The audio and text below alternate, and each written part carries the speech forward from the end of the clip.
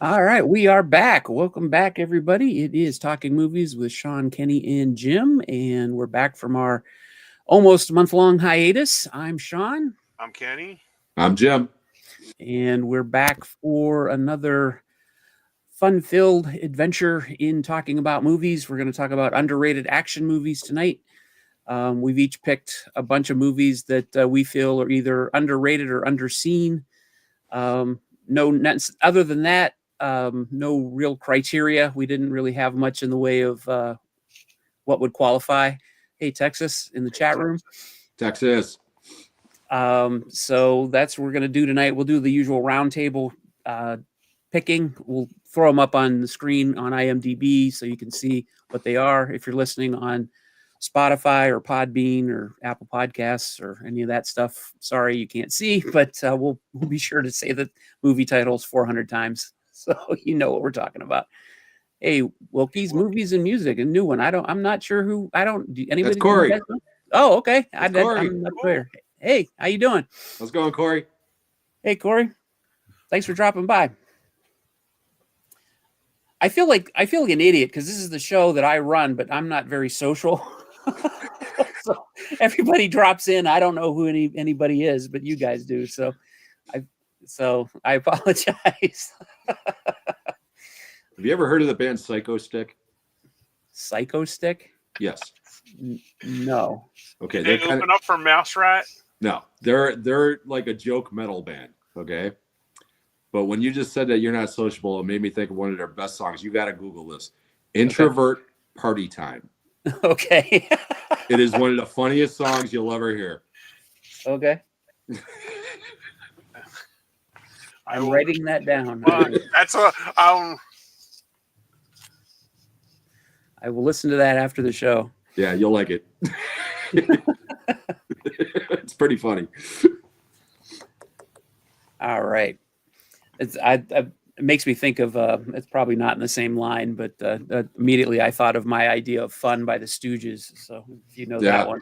Hey, Mr. Dan. Mr. Dan's here. Hey, Mr. Dan's here. Hey, how's it going? I'm glad you're here, Dan, because I have a pick with you in mind, my friend, and I know you will appreciate. Yeah, we thought I was thinking about Mr. Dan because my picks are severely lacking in martial arts. So I have one with martial arts. I have one. For Dan too. I have a couple. Okay, awesome. So see that, Dan, you've touched us in a way. Yes, we all thought of touched us inappropriately. The authorities are on their way, Mr. Dan.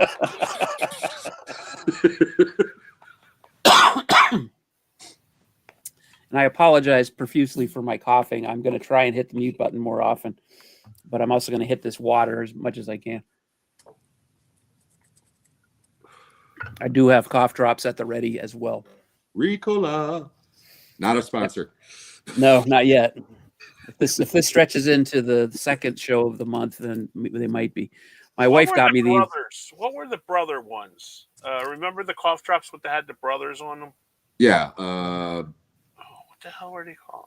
Come on, Mr. Dan, you know it. Because in Philly, they sold them all the time. Because whenever we were sick, we didn't get like that. The Hall Brothers. That's what I was thinking, Hall Brothers, but I don't think that's right. There was Halls. Yeah, there was Halls, but these weren't those kind. Because whenever we got sick or something, they came like in a little like cigarette like pack or something like that with the. I remember the little tin that Sucrets used to come in. Yes. Man, we are way off topic tonight. Yeah, I'm sorry. We'll think. Smith Brothers. Huh? Smith Brothers. Smith Brothers. There you go. I looked it up. Good job. Thank you, Sean. I like the Luden cherry cough drops because they taste like candy. Yeah, that's what I usually get. They don't work. My wife got me these Mucinex Insta-Soothe for sore throat and pain relief. They're really not cough drops. All they do is make my mouth go numb. So I like the eucalyptus ones because if you don't brush your teeth in the morning and you got a cold, you feel like you brushed your teeth. It's stupid. I'm going to take these as a last resort, though, because this will make me sound like I'm drunk. So I don't really want to do that. Oh, so. take them now. Pound them down. I won't be drunk. I'll just sound drunk. We'll have some fun. That's okay, man. Yeah.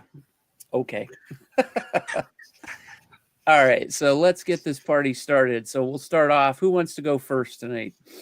Got to go with Kenny. Yeah, I'll go Oh. first. All right. Gotta All go right. Kenny. Since Mr. Dan's here now, and this was on my list, and we're not going in any order. Nope. You know, No this was order.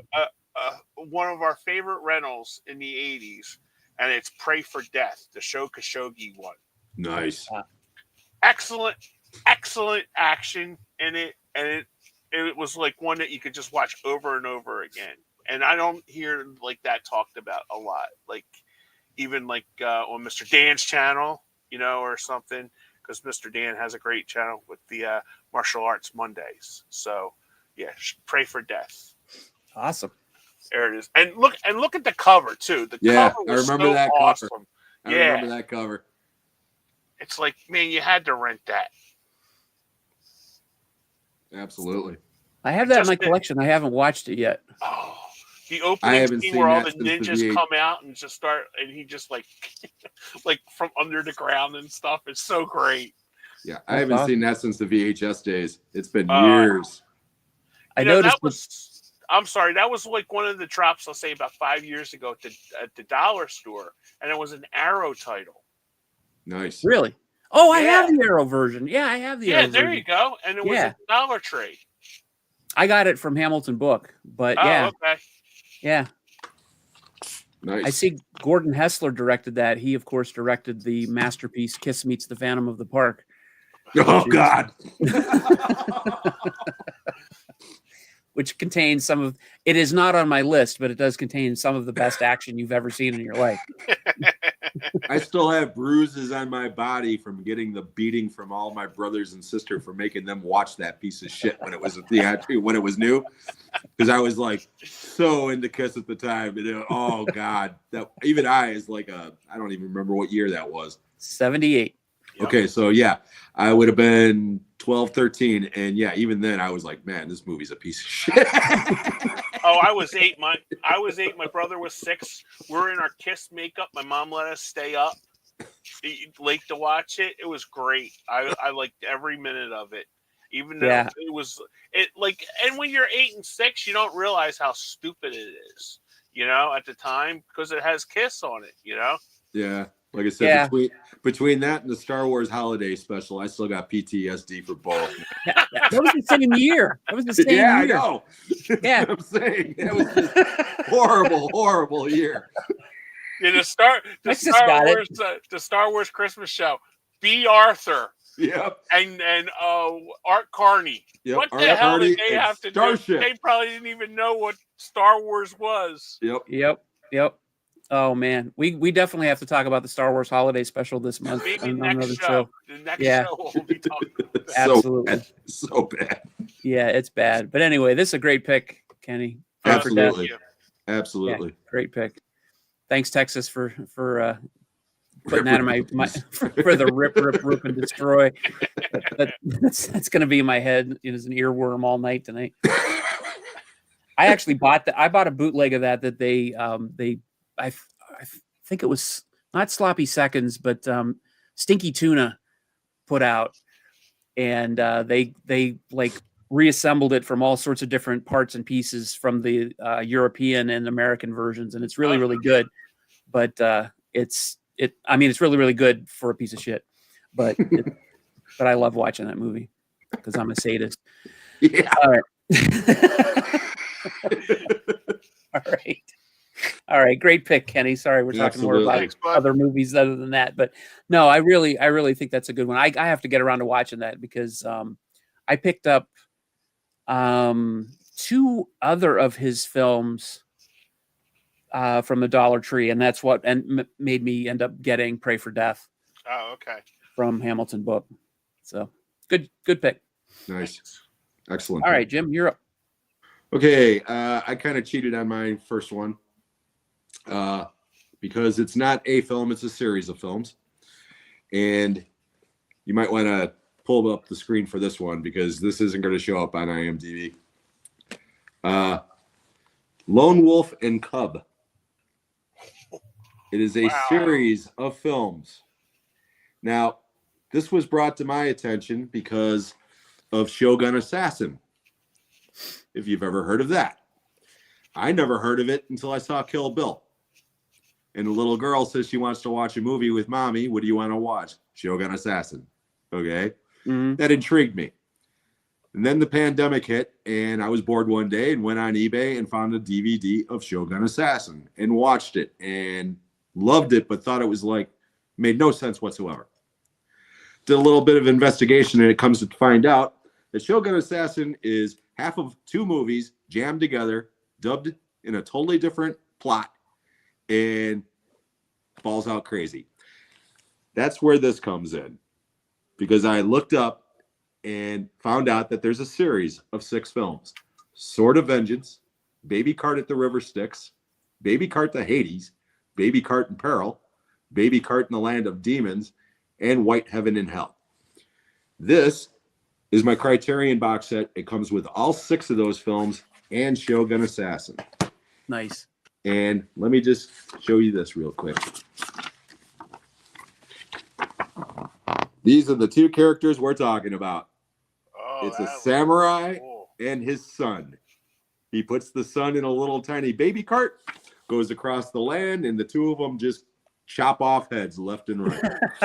Not only is this movie hugely influential on the Kill Bill movies as far as the style of the kills go, Star Wars fans, if you've ever seen The Mandalorian, Yep.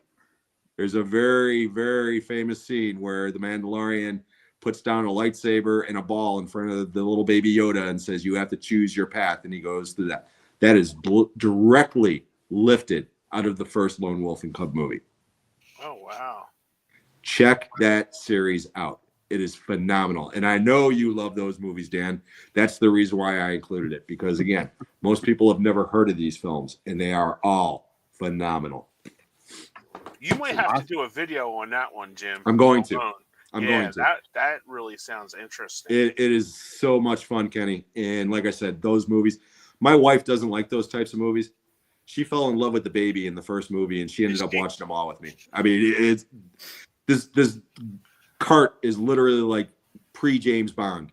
It's filled with little gadgets and little things that come out. And I mean, but the kills, like I said, he chops off guys' heads left and right, and the blood is spraying, 5 feet in the air, just like Kill Bill. I mean, you could see the influences on these other films. It is so good. Awesome. I've heard about those. I was actually looking. What was I looking at? I was looking at something recently online, and I saw those, and I was interested in those because I always see those when I look up. What's the Blind Swordsman? Satatucci, Satatucci, something like that. Something like that. Yeah, there was a Beat Takashi did a remake back in like 2004, 2003. Yeah. Of that film and or of that's it's like a compilation. There's a whole bunch of them. And hey, Tony. And I was looking at those and I came across these and that's what I was thinking about, The Mandalorian. It's kind of sounded the same, and I was interested in picking this up, so I'll definitely check this out. That sounds awesome. Yeah, every one of those movies are just I mean, Shogun Assassin's fun. You can watch that on its own, and it's its own thing. But like I said, those 6 movies, especially the first couple of them, they are just phenomenal. Awesome. Cool. All right. Well, in the same vein as that, I will pull up my my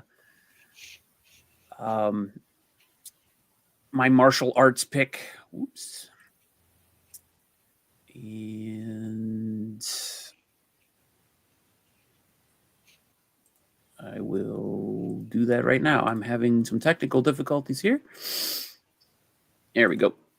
And my pick is from 2019. It is Fury. I never heard of that one. Yeah, that's it's from I think it's Vietnamese. This woman, she works as a like a rice farmer, I believe, or a fisherwoman. I can't remember. She has like a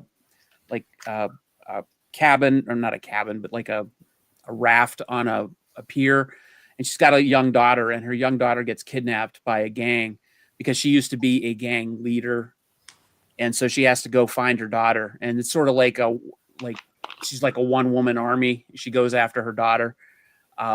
You can see some of the action right here in the. I don't know how well this is translating on YouTube. Yeah, I but can see it. It looks good. Yeah, I can see it. yeah, so it's really, really powerful, and it's really interesting because it's a female protagonist film, which you don't really see too often in action films. Maybe less so in martial arts films, because I know there's a lot of female protagonists in martial arts films. But this one was really good. It caught me off guard. I found it at Big Lots for like $3 or $4 or something, Oh, okay. and it really surprised me. It's on the Welgo label, but it is really, really good, and the action is spectacular. Awesome. I don't think I did a video review of it on my channel, but I did do a written review of it on movieassault.com. But I gave it high praise, and I really thought it was a lot of fun. And I never hear anybody talk about it. It's one of those ones you see all the time sitting on the cutout racks, and nobody talks about it. But it's really a lot of fun. So Cool. It's on definitely check out. Tubi. It's on Tubi and Fawsome. Awesome. Cool. Okay, yeah, definitely check it out. It's a lot of fun. Yeah, And I'm it very starts and it does not let up. So it's one of those ones that you just keep get going. Nice. So yeah, That's great. Yeah, I'll definitely check into that. It looks good. yeah, it's a lot of fun. All right. Here's another one of my favorite ones from 1989, Black Rain with Michael Douglas. Oh yeah. Oh yeah, That's a terrific movie. Ridley Scott. Yeah, Ridley Scott and Mr. Dan was talking about this because it has one of the his martial arts guys, and I don't want to screw up the name because he just literally passed away, or he passed away. I remember Mr. Dan doing it, but that's like one of them, and that needs a Blu-ray Yeah. release too, because I think you can only get that on DVD. Because I have that on DVD. That's a really good movie. Let's see if that's coming out. Yeah, everything else is.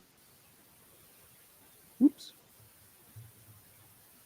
Saw Vinegar Syndrome finally released The Keep, and it sold out in like an hour. Oh, is that right? Yeah. But Oh now- yeah, it's out on Blu-ray. But now Oh, it Imprint's is? gonna Okay. release it. I have it on DVD. Yeah, it's definitely out on Blu-ray. Okay. Yeah, that's I good. grabbed a copy of The Keep. Did you? Yeah, It's a wild movie, man. not a great movie, but it's one of my No. favorites. It's wild. The book is definitely better. Absolutely. But no, Black Rain's a really good movie. I haven't seen that one in years either. Yeah, Yeah, it's been a long time.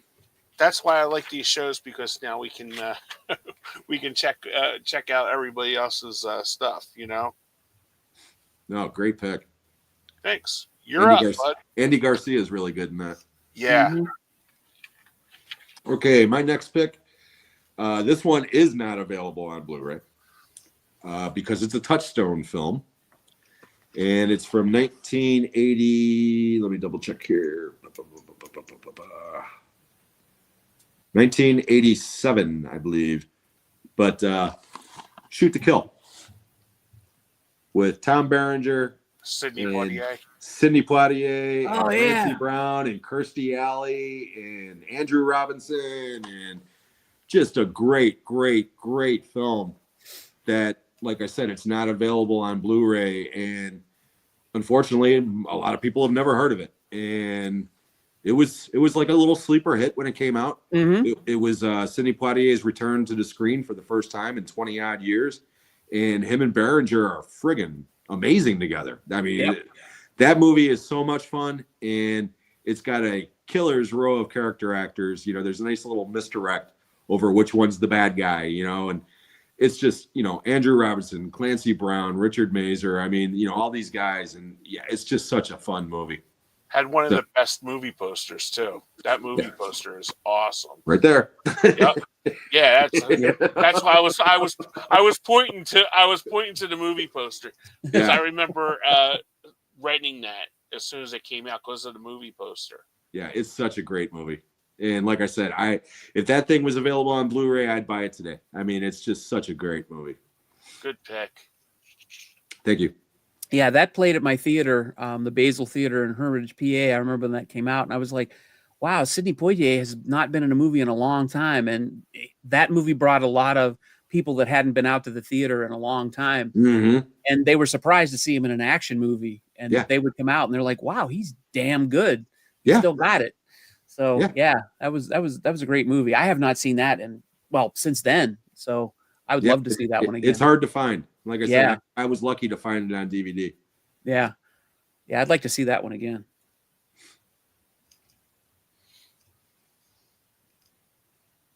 All right. All right. Well, it's my turn, huh? Your Yes, turn? sir.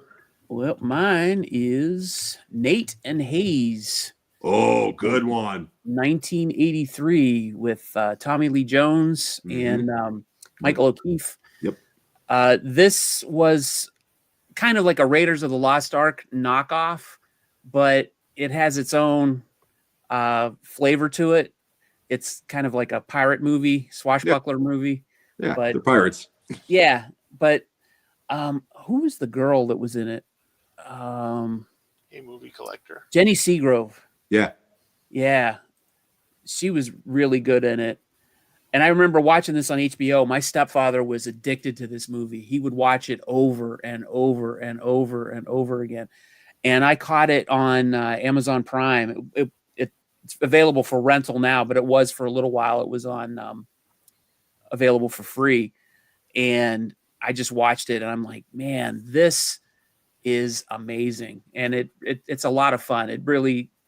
It surpasses a lot of the Raiders of the Lost Ark type knockoffs. It has its own fun flavor.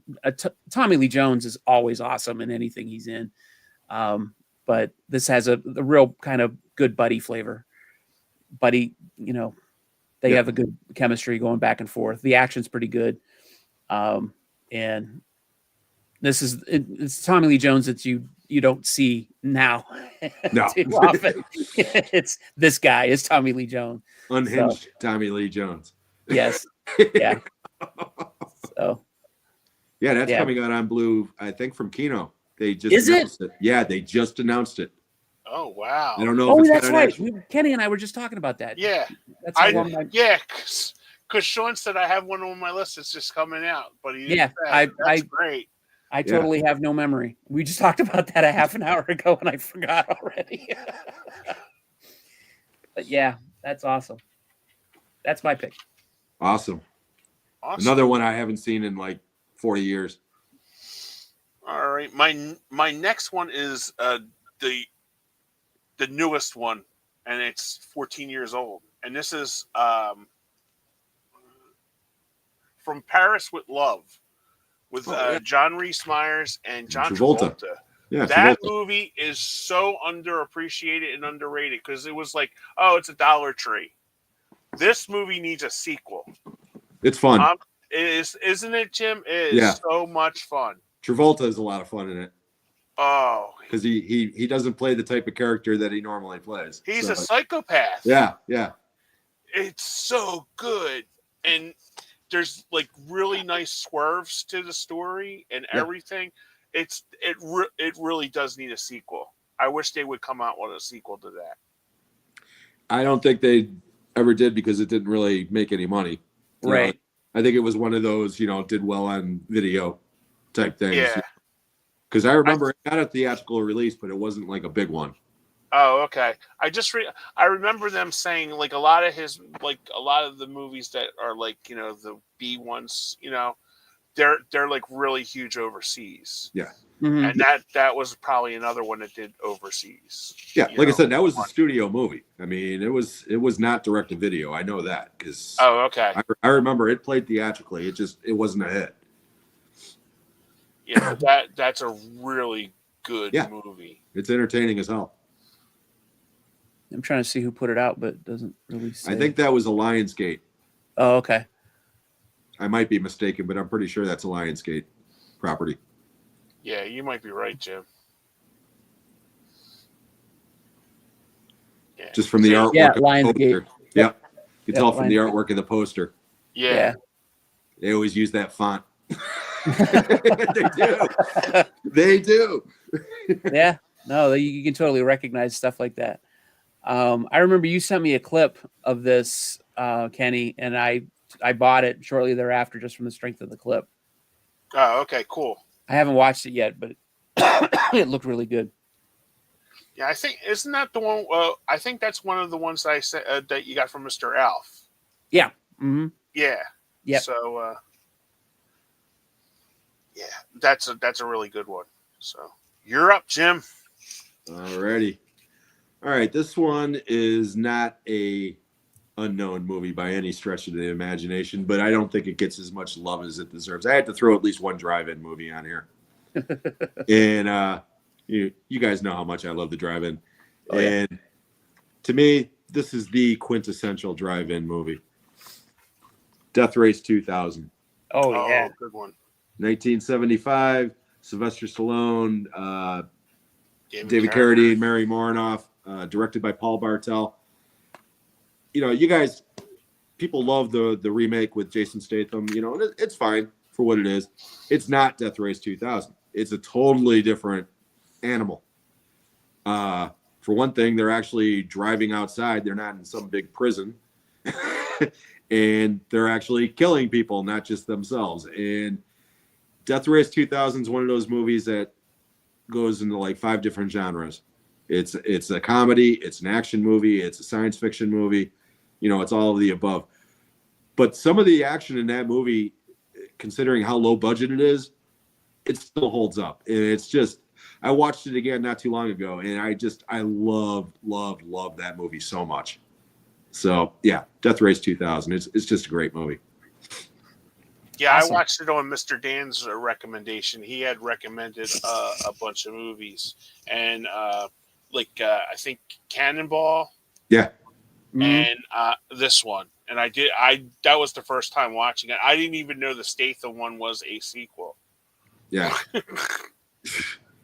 Yeah, But like I said, that was very my good. brother introduced that to me on cable when I was a kid. And at that point, the only I knew Carradine from Kung Fu, and I knew Stallone from Rocky. Yep. And watched that movie and was like, holy shit. And the scene that it cracks me up every time. When all those nurses are rolling the old people out into the middle of the road, and then they go behind the little partition to watch. And about that time, he just goes by, and you see all these bodies flying up in the air. I mean, it's just so good. Yep. Who's laughing now, asshole? Yeah, that lives on in our house because we always have stupid joke like how many points for the guy on the bike when we're driving by. Yep. Yep. Good pick. Thank That you. was an HBO staple in Yeah. our house. Yeah. Yeah. In the early days of HBO. Excellent pick. All right. My next one is a Verhoeven.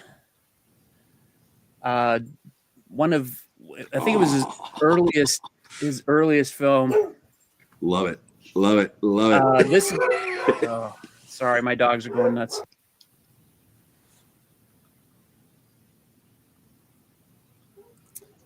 But I just watched this recently. This is the movie that he made right before RoboCop. Oh, nice. Yeah. And this is probably one of the grimiest action movies that you could possibly find. But it is really, really good. Rutger Hauer is fantastic in this. Jennifer Jason Leigh is really good in this. She's nude most of the time, which is it's pretty rapey.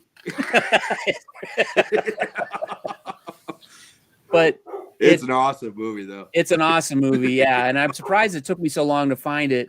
But I found it, I think, in the dollar store, I believe. Wow. I'm pretty sure because I picked it up totally not knowing what it was. And I was like, whoa, this is a Paul Verhoeven movie. What the hell? Rutger Hauer, holy crap. And so yeah, totally blew me away. And yeah, it's it's more than flesh and blood. Yeah, it's a lot of fun. It's a lot of treachery and I don't know. I you have love. to- I'm Go sorry. ahead. I loved how they spread the plague. in that Yeah, movie. That yeah. was. I never in a million years would have thought of that, and it was phenomenal how they do that. Yep. I mean, I don't know if that was based on historical fact or not, but man, that was so cool. hmm Yeah, this movie is well worth watching and a lot of fun. Yeah, absolutely. Yeah, Bruno Kirby. Yeah, Oh yeah, I forgot about that. I Yeah, forgot Bruno about Kirby that. is Yeah, in that. Bruno Kirby's in it. Yeah, Yeah, yeah, weird Yeah. cast in that movie. yeah. It's a very bizarre cast. Let's see who is in that. Let's see: Rutger Hauer, Jennifer Jason Leigh, Tom Burlinson, Jack Thompson. Susan Terrell. Brian, yeah, Brian James, Bruno Kirby, Nancy Cartwright. All right. Bart Simpson. Yeah, Yep. Wow. yeah, that's a wild movie. I haven't seen that one in years either. yeah. So that's worth seeing. So Yeah, absolutely. so Great pick. Great pick. All right. Mine is another one from the 80s that probably I used to rent this a lot at my video store. It's hysterically bad, but it's got great action. It's called Megaforce Yeah. oh yeah. with Barry Bostwick. I'm a lieutenant in Megaforce. I just watched a documentary I told you guys about 1982, the geekiest year. I bought that Mhm. MVD thing, and he said when they were doing the stunts with that with the missiles, they had no idea. He had told his wife every time to this set, "This might be the last time I kiss you," because he said the directors and the stunt prop people had no idea where any of that stuff was going. Nope. They just did it, and everything that you seen, he said, was one take because they didn't have the money to do it again. Yeah. And that movie, I remember renting the hell out of that movie as a kid. Me and my brother would sit there and just watch it like we were glued to the TV. And you can't. That's another one you can't find. It's not on video Nope. anywhere. But man, I would love to see that again. I remember when that was coming out, there was this show that was on local cable because back when we had cable, there was like 12 channels. And they were showing the coming attractions for the upcoming summer movies. And that was on it. And I'm like, oh my God, that looks so good. I can't wait to see it. And I couldn't wait to see it. And I was super pumped for it. And then the reviews came out and they said it's the worst movie of the summer and it's terrible. And I was so heartbroken. And I think it came out, I think a video game was planned for it back on the Atari 2600, I think. Oh, wow. Yeah, there was. Was there? Okay. Yeah, I had that game. I remember that game. Did you? Okay. Yep. And I think the game was possibly crappier than the movie. Yes, it was. If that's possible. I never ended up seeing the movie. I never saw it. But yeah, that's something I would like to revisit. But yeah, if it's They're hard to showing the find. trailer for the Warriors. Yeah. I like how it just goes from one thing to another. It's funny because in that interview with Barry Bostwick, they said they had a whole bunch of like franchise, like it was going to be like a tentpole, like a franchise, and they had toys and everything set up for it. Oh yeah. And then when it bombed, he said, I didn't even get the doll that they had promised me, of it. He said it was just like, what did he say? Magnificent fun. That's what he called it. But man, I remember watching that. Yeah, that's the cover for it. Well, the other cover was the main poster. Right. But yeah, that one. That's the one I remember renting at the video store. Man, that was. Michael Beck said that he wanted to do Megaforce to recover from the disaster that was Xanadu Oh, Poor bastard. Wow. Talking about popping from out of the frying pan into the fire. But- and I even looked on YouTube. It's not even on YouTube. They have like just the trailers on the YouTube. Yeah. You know? Yeah, it's Oh, a I- hard movie. It's a hard movie to find. Yeah. Versus Kambata from Star Trek: The Motion Picture. Mhm. That's her with hair. Yeah. I didn't even recognize her. Yeah, I'd love to see that again. I seriously haven't seen that in over 40 years. Yeah, I'm actually surprised Vinegar Syndrome or Arrow or somebody hasn't put that out. Yeah. Yeah, that would be a perfect. I would buy that too when that came. I don't buy those those obscure labels for me. No release date. Yeah. That would be so awesome to get. Oh, it that. was directed by Hal Needham. Yeah. Yeah. Yeah. Oh. Smokey and the Bandit. That's basically Hooper. all that movie is it stunts the movie. You know, Yeah. because he was the stunt guy. Yeah. Oh man, I'm sorry if you mentioned that, but Oh no, I didn't. I just assumed people did. Yeah, because one of my favorite I love Hooper. Yeah, Yeah. Hooper's awesome. Yeah, Hooper's Hooper's awesome. Hooper's so good. And it's just like, man, I even watching the trailer for it because I went and was like when I was doing all my background on this stuff, I was like, damn it, why doesn't this have just like spliced together? Because I'd love to watch this whole movie again. yeah, the trailer's up right here. Yeah. Yeah. I mean, it's that just looks batshit awesome. crazy. I mean, if you're 12 years old, this looks like a wet dream. Yeah. Basically, yeah. Well, at the So- time, that's how old we were. We were like 11 or 12 when this movie came Yep. out. And it was like, that's why it was like, we had to do a show on that, like, 80s video stores Yeah. and the box art. If you've seen a boob or just like a hint of a boob or some kind of you took it up to your mom with turned up the box back With your turned up thumb the over other it. side, and then I remember there was one, I can't remember what it was, but there was like Ice Pirates. Remember Ice Pirates? Oh yeah. Space The herpes. box art for that, and the girl had like a little side boob, and I remember my brother going, "Just turn the box over, mommy won't see it. Mommy won't see it," like that. So we took it. When we got there, we were highly disappointed that there was nothing in it, But that's another good movie too. I'd like to watch again, Ice Pirates. Space herpes. Yeah. So, all right, That's Jim, you're up, dude. You're okay.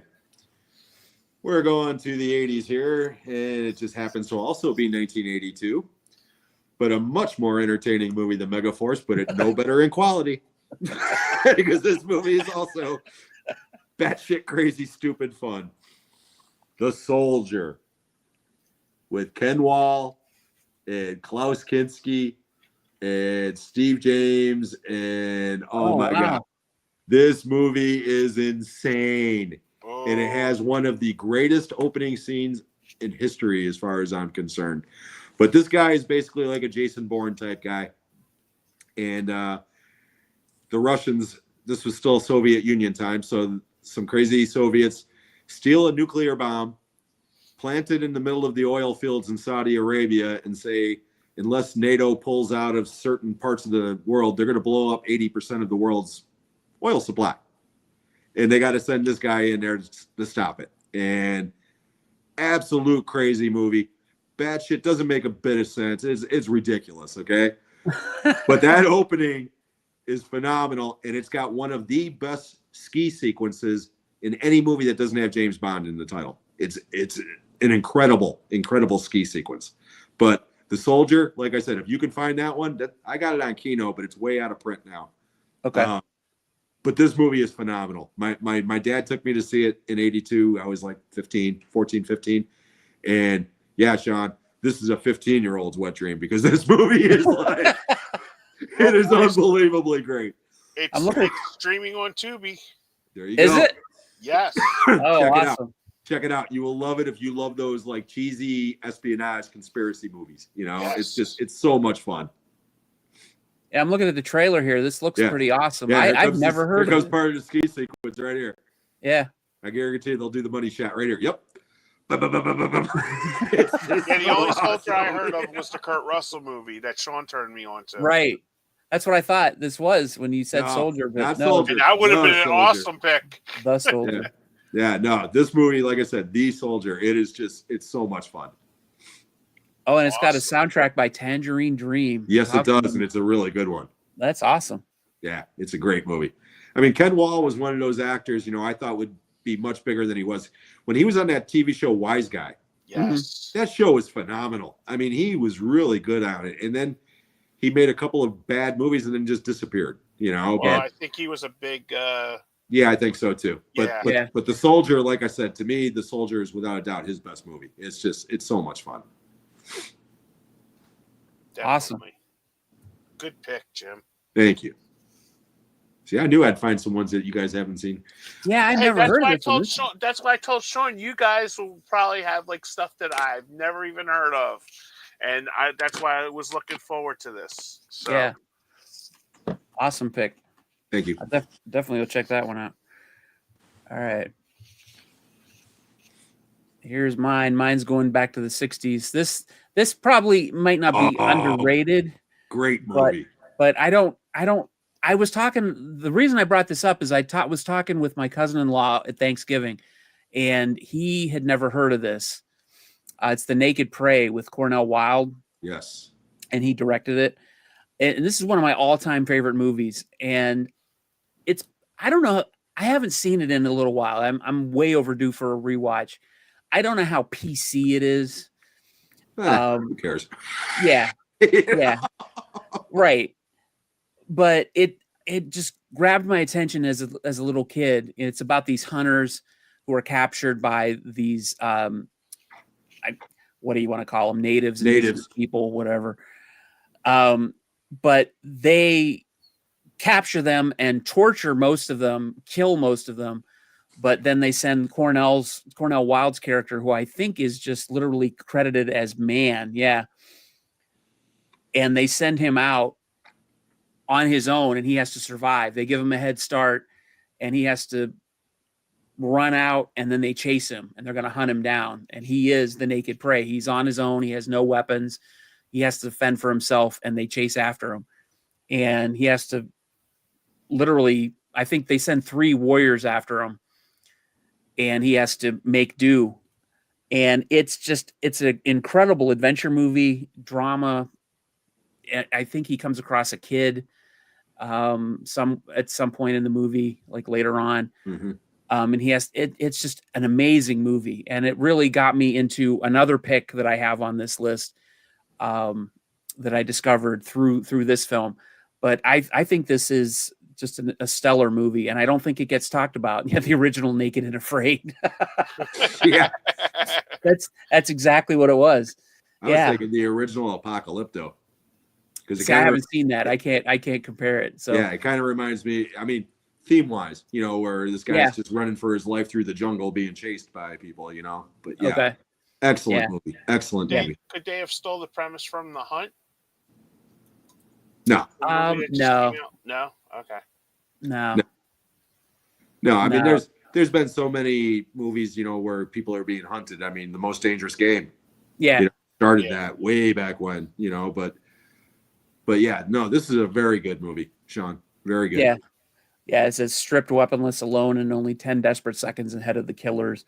So yeah, they paint the natives as the villains, which technically they're just doing their thing in their their homeland, but Right. the white guy is really the invader. But still, it's a really fun movie. Not if you're the white guy, but it's a lot of fun to watch, and it's really interesting. And Cornell Wilde is I don't know, he was an interesting character. I don't know that much about him, but you'll see him again on my list. So that's all I'll say. So that's my Awesome. Nice. Awesome. All right. My next one on my list is Code of Silence, Chuck Norris, 1985. It's not like, it's Just- well known, but it's still, I love that movie. It's And Chuck Norris's best movie, quality wise. yeah, It is. and I said to Mr. Dan, I still think Henry Silva was the best villain Yeah. in this movie. I just love this. I remember we rented, like I told you, like all the martial arts movies and anything Chuck Norris. I mean, look at that. You know, when you're 13 years old, you're looking at the box. Other than boobs, you see a big ass gun in Chuck Norris's hand. So you're gonna rent that. Here, Mom, rent it. You know. So I love this movie. I just watched it. Mr. Dan was talking about it when he was doing his Norris November. Yeah. And I watched it again. I still loved it. Absolutely. It's a great movie. It really is. Yeah. Yeah. I have not Invasion seen it in a USA really is long my time. favorite Chuck Norris movie, but Code of Silence, like I said, I think it's his best movie. Mhm. Do you own it, Sean? I do. Okay, because I was going to say Hamilton Book, not a sponsor yet. $4.95 at Hamilton Book. I think I picked it up from there. Yeah, I haven't watched Oh, it yet. I saw it back in the 80s, but I haven't watched it recently, but I do own That it. movie's so good. Yeah, I got the Kino Blu-ray. Oh, nice. Yeah, it's like I said, I'm not a huge Chuck Norris fan. I mean, I do like Chuck Norris, but I mean, I'm not a fanatic by any stretch of imagination. But like I said, Invasion USA is his most entertaining movie, in my opinion. But Code of Silence, without a doubt, it's his best quality. It's the best story, best acting, best direction. I mean, Andrew Davis directed that movie. Yeah. Oh, yeah. You know, and Dennis Farina. That's like one of his very first. I was just role. going to say, Mr. Dan said that was his first movie. It was his first theatrical role. He had a small role on what the hell was the name of the TV show? It was a Michael Mann TV show. Crime Story. Crime Story, yes. Mm. But he was hired as a police consultant, and Andrew Davis liked him and gave him the part, and that's what started his career as an actor. Oh, wow. Yep. And Dennis Farina's great. I love Dennis. Crime Story was a great show. Yes, it was. Underrated show. Yes, it was. But yeah, Code of Silence, great movie, Kenny. Oh, look at that. It's streaming on Fossum. There you go. Awesome is Fossum. This next one of mine won't be. All right, let's go, baby. This one, I think, was originally supposed to be theatrically released, but then the pandemic hit, so it was a Hulu movie.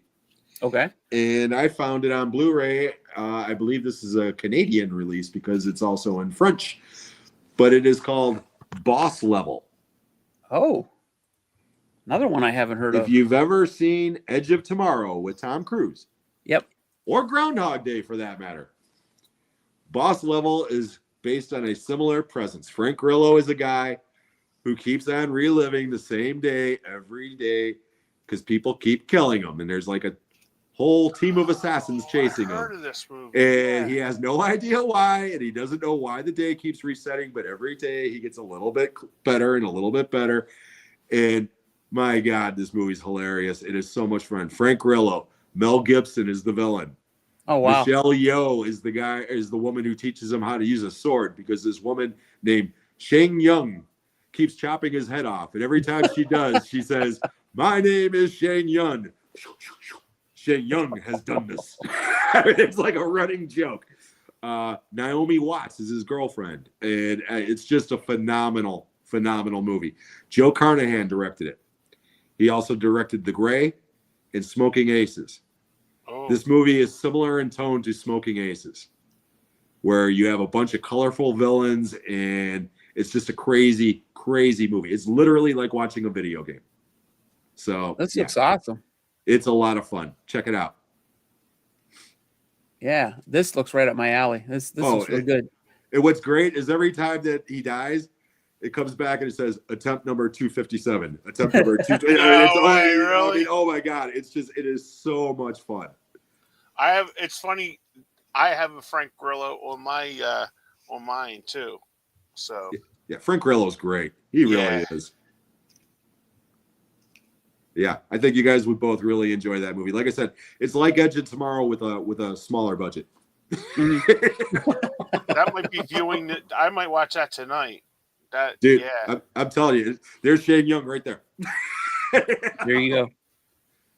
Awesome pick. Yeah, it is so much fun. And like I said, I stumbled across that one on Hulu when we had Hulu for like a 3-month trial or some shit. Mhm. And I was watching Prey, I think it was. And they had a trailer for this, and I was like, "Hey, I like Frank Grillo." And then I saw Mel Gibson, and I was like, "Oh wow," So I did. Me and my wife watched it, and both of us just loved it. It's a lot of fun. Definitely check that out. I'm not going to give anything away, but that was a great scene. Movie Collector, that is on Hulu. I don't think that's on video. Yeah, no, it is. I've got the Blu-ray Oh, it is? right here. Okay. Oh, they that's have the right. You Blu-ray? held it up. Oh yeah. I've got it on Blu-ray right here. But Okay. again, I think this came from Canada because it's, if you look at, I know it's really hard to see, guys, but on the spine it says boss level, but then it also says enemy and tray or something like in a foreign language. But this is an American, or this is an English DVD or Blu-ray rather. So region A. So Awesome. I would assume that it's imported from Canada, to be honest. But I went on eBay. And I was typed just in going to boss say, level. I just looked it up on eBay. You can get it on there. The cheapest one I've seen on eBay is $18.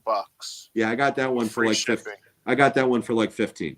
Okay, And it's well worth it. It's, like I said, it's a lot of fun. cool. I'm so happy I'm finding movies you guys haven't heard of. Yeah. Awesome.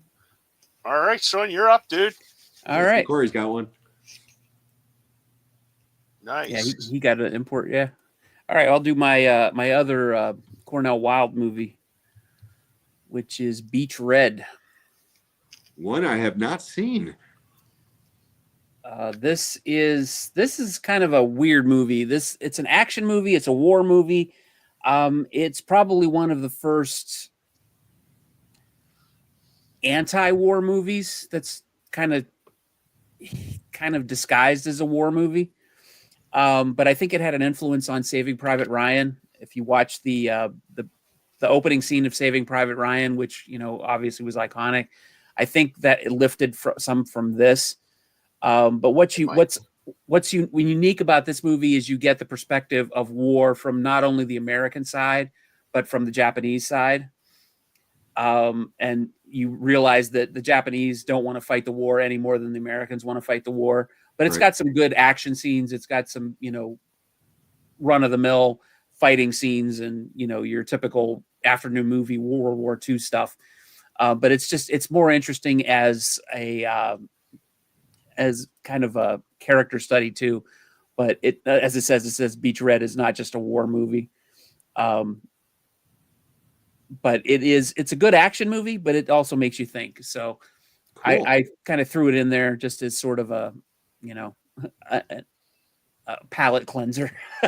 No, like I said, I never heard of that one. Good. It's on Tubi, Jim.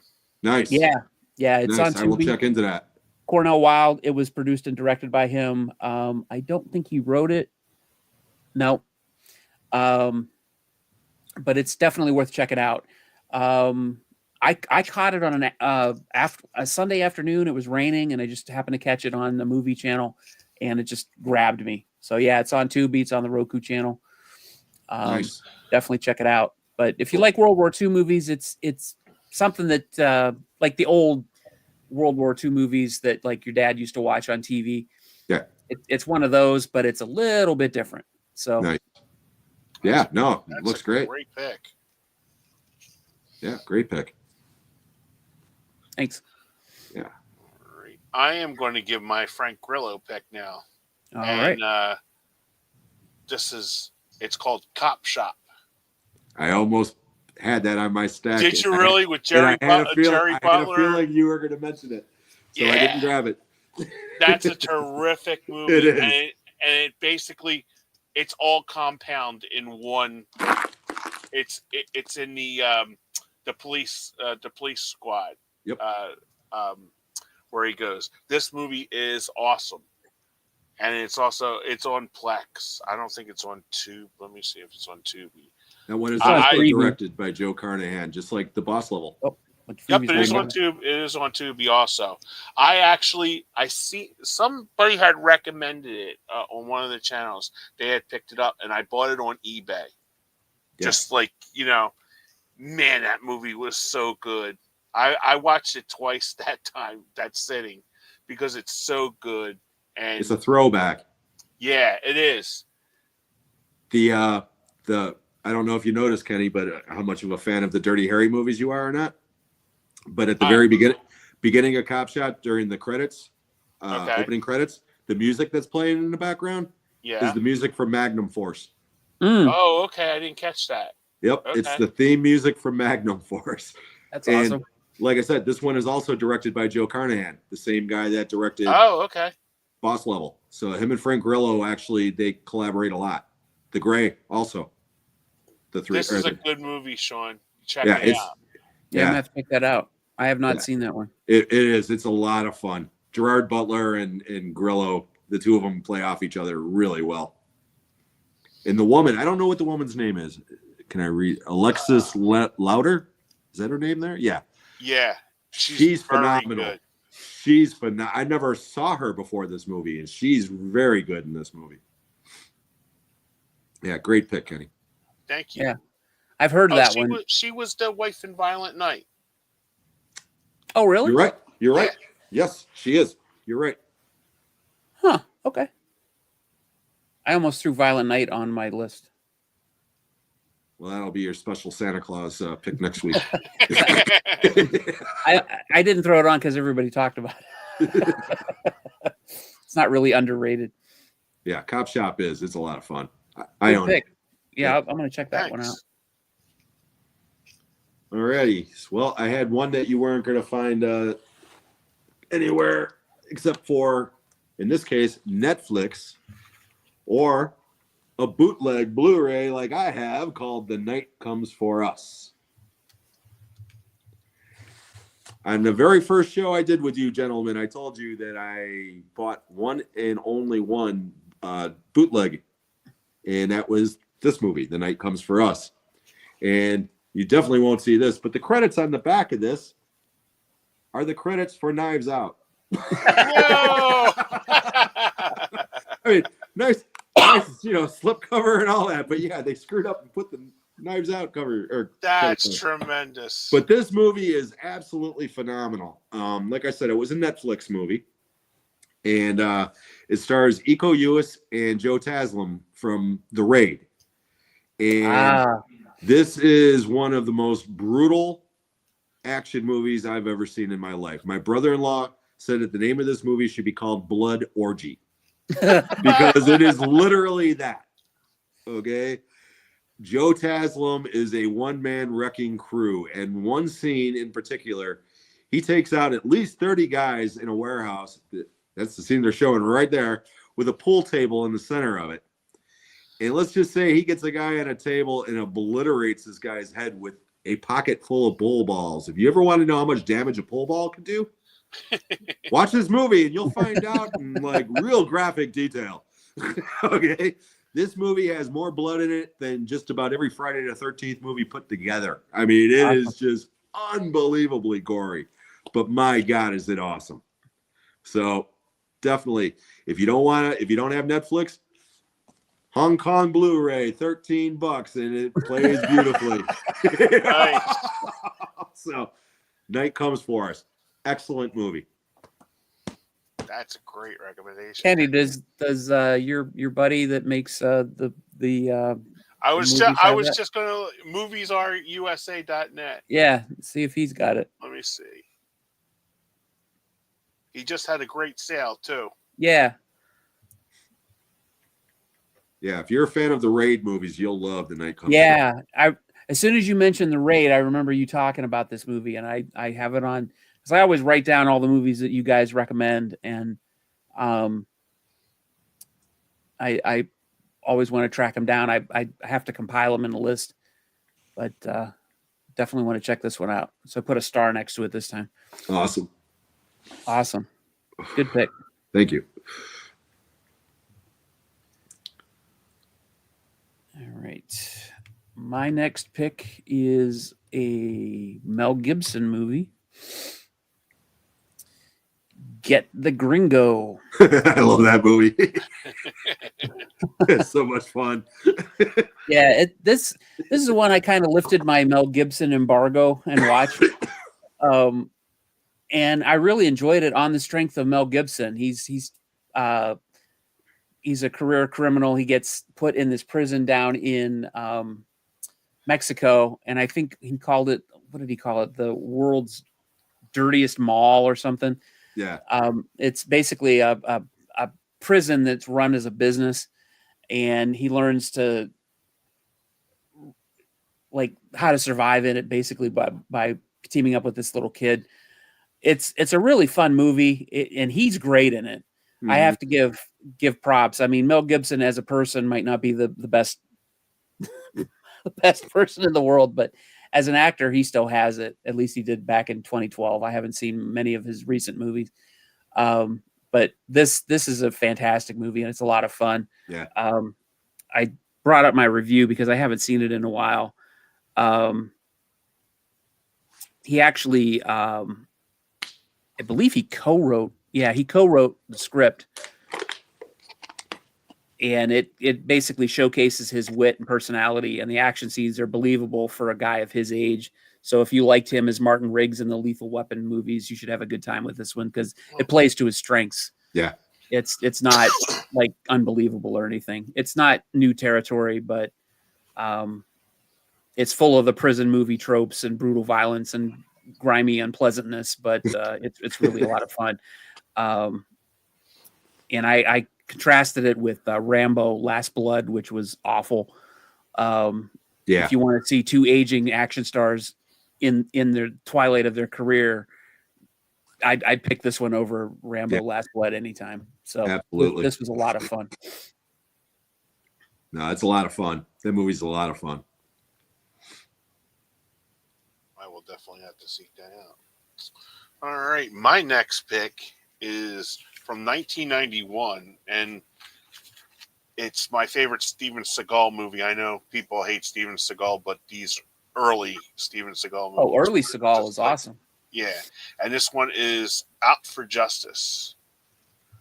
Is that the one with the Rastafarians? Or is that Marked for Death? No, that's Marked for Death. Gotcha. I always get those two. That's where he chops the Jamaican's head. Yeah. But Out for Justice, and this has an early Julianne Margulies as the girlfriend, and let me tell you, the pool room scene in this. Here's you, and he's just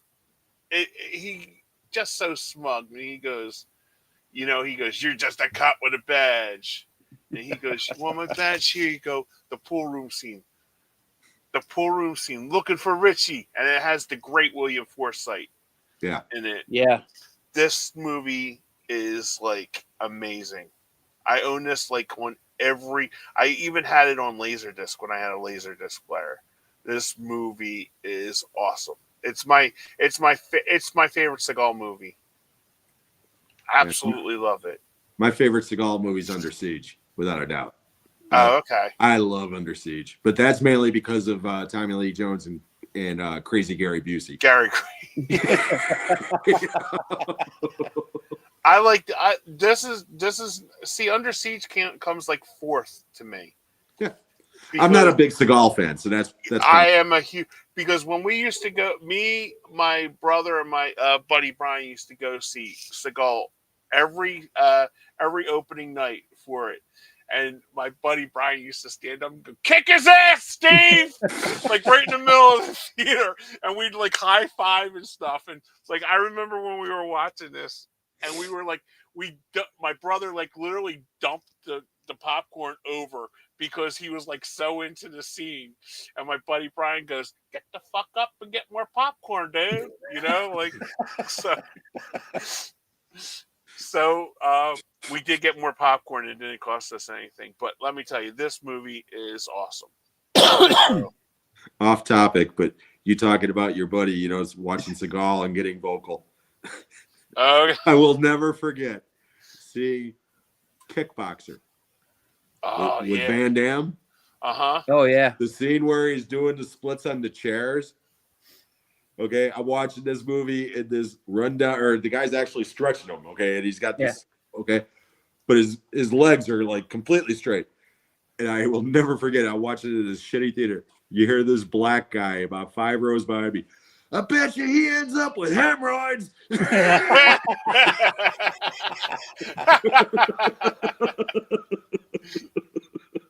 That's funny.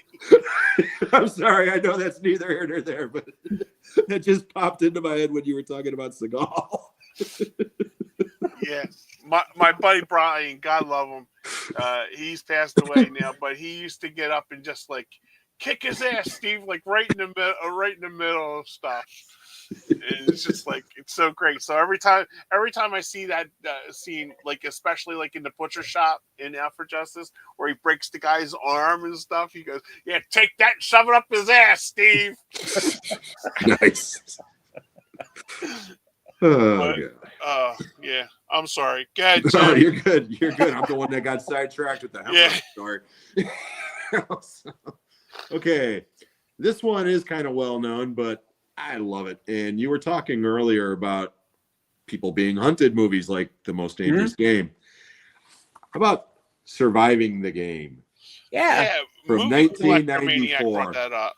That was Ice-T, Rutger Hauer, Charles Dutton, F. Murray Abraham, and Crazy Gary Busey. There you go. And oh yeah, I love this. There he is, Crazy Gary Busey. Yeah, I love this movie.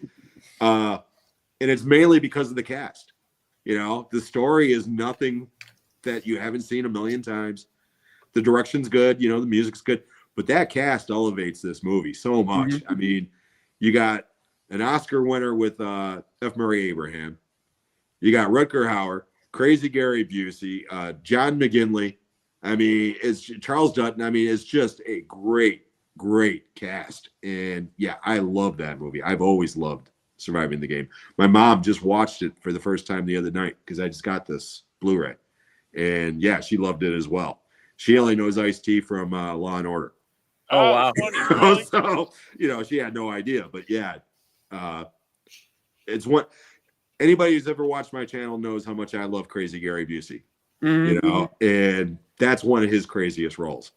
He goes into this monologue about a dog, and Ernest Dickerson, the director, he did a podcast a couple of years ago with a couple of other directors, and the directors asked for questions ahead of time. And I sent in a question asking if he had any Crazy Gary Busey stories. And they actually read my question on this podcast. No way, really? And Awesome. he started telling the story about the dog story. That was not in the script. That was a complete improv from Gary Busey. Because Gary Busey wanted more screen time than Rutger Hauer. Apparently, the two of them were like in a pissing contest against each other the whole movie. They hated each other. So they were constantly trying to one-up each other. And he told Rutger Hauer that he was going to indulge Gary by filming this speech, but it was never going to make it. But it was so unhinged, he said he could not keep it out of the movie. It's such a great scene. So, yeah, Surviving the Game. Check it out if you haven't seen it. Yeah, that's another one. I'm looking it up right now because I don't have it. Man, that's hard to get. It must be out of print. Because, Scream Factory. Really? Okay. Yeah, or Shout Factory, rather. They put this out last year. It's not out of print. There's no way this is out of print. Okay, because I'm looking up on Amazon. It's 2032. Yeah, it's around $20. You know? Okay. It just came out. Yeah. Yeah, I got it not too long ago. Okay. Yeah, it just hasn't. It's just hasn't gone. Yeah, discount. I mean, there's not a lot of bonus features or anything on it. It's I don't look. You know, I just see. You know, you guys are like me. You just want to watch the damn movie. You know. But yeah, it's a really good transfer. It's a nice Blu-ray. Nice. Nice. I have a story about that. I've never seen that movie, but that movie cost me more in late fees than any other movie ever. Is that right? I was gonna go out with this girl, like I have her come over to my house, and I rented a movie, and I rented that movie. And it got stuck. The VHS got stuck under my car seat, and she ended up not coming over my house, and I was pissed off. and I forgot to take the movie back, and I was just driving around with the car with the tape under my seat for Nice. like 2 weeks. My latest one was Pee-wee's Big Adventure. we rented it and it fell behind the TV. And you remember you had that big console TVs, and it fell off. And we kept on getting things and said late fee, like every time, and it's like, and my mom's like, boys, didn't you return Pee-wee? I'm like, and I said, I didn't see it. We watched it that night. And Chris goes, well, there was only 2. And I'm like, stupid. We always rent 3, 1 for each of us, Yeah. And Mom goes, well, look for it. So I moved the TV back for some reason, and I see it right here. And I'm like, Chris, you dumbass, look. And he goes, well, I just returned the ones that we had on top of the TV. And I'm like, we always rent 3, 1 for my mom, 1 for me, 1 for him. And he goes, oh, yeah, it was kind of funny that I only took 2 back the other day. And thank God the lady was friends with my mom from church, and she didn't charge us any fees, but it was like $23, Yep. for late fees. Could have bought the damn movie. I paid $25 in late fees for Surviving Did you the Week. really? Wow. Yeah, I paid it. I just find a new video store.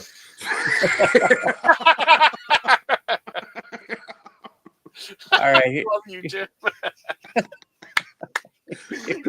here's my pick. Brawl in Cell Block 99. Great movie. Great from movie. S. Greg Zoller. The reason I picked this one is this stuck in my mind because you don't think of Vince Vaughn as an action star, for one. But this, I couldn't stop thinking about this movie after I watched it.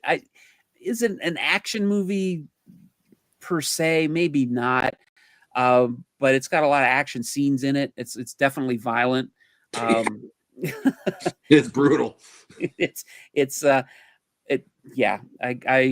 referred to the violence as bone cracking and face destroying. Yeah. In my review, but I think that Texas says Udo Kier is a fucking lunatic. Yeah. Don Johnson's great in that movie. Yeah, Don Johnson is great. He's the warden, I believe, right? Yeah. This is just a fantastic movie that I couldn't stop thinking about. And there's a story that Vince Vaughn's character talks about at the beginning of the movie, towards the beginning of the movie. Let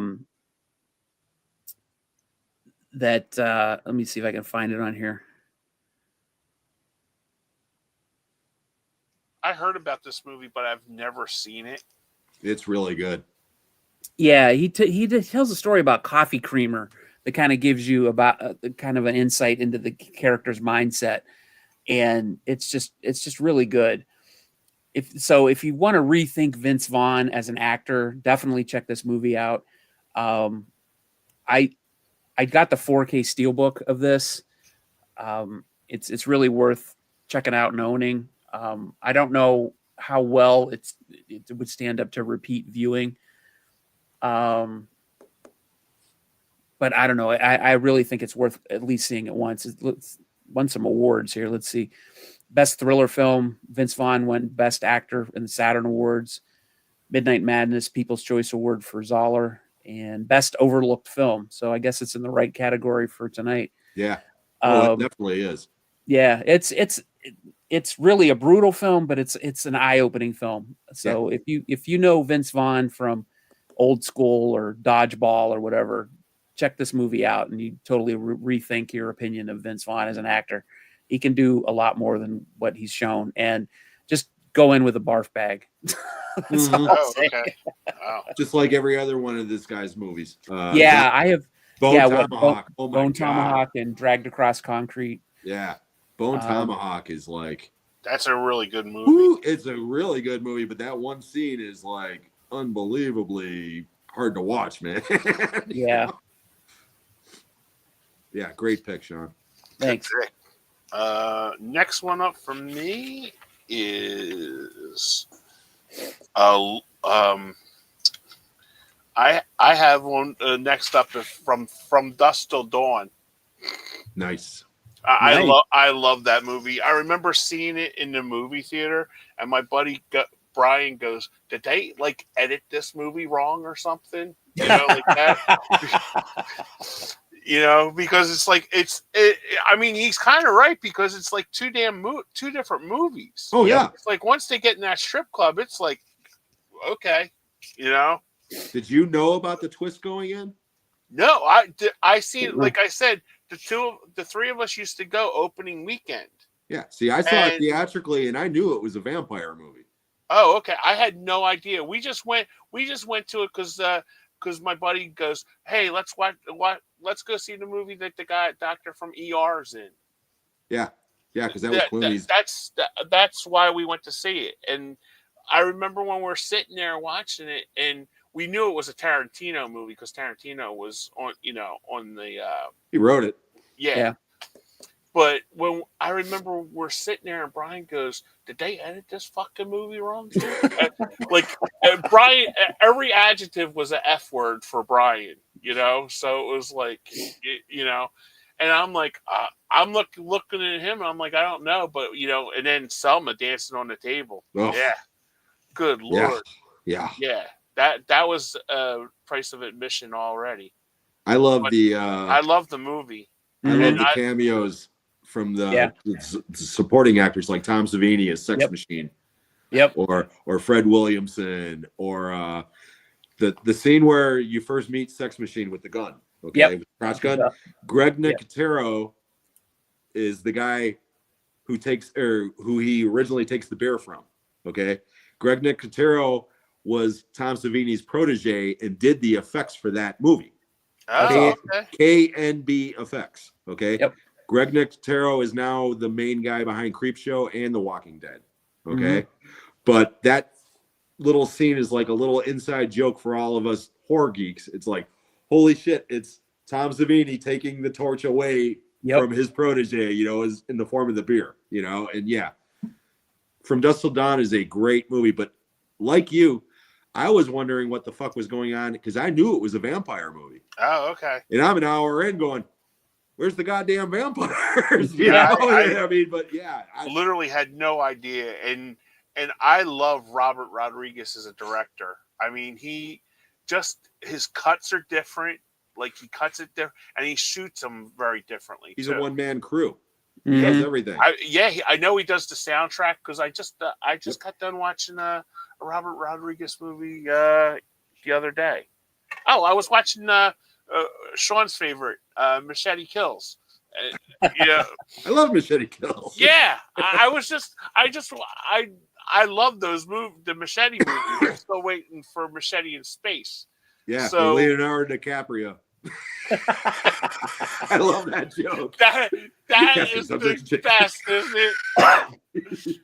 But and then it says, what does he say in there? It's like actor might be actor subject to change. Yeah, actor subject to change. Yep. I love both of those movies. Yep. Okay, I'm up. Yep, you're up, dude. Okay, let's go back to the 80s. With this movie is just so goddamn good. It's just so good.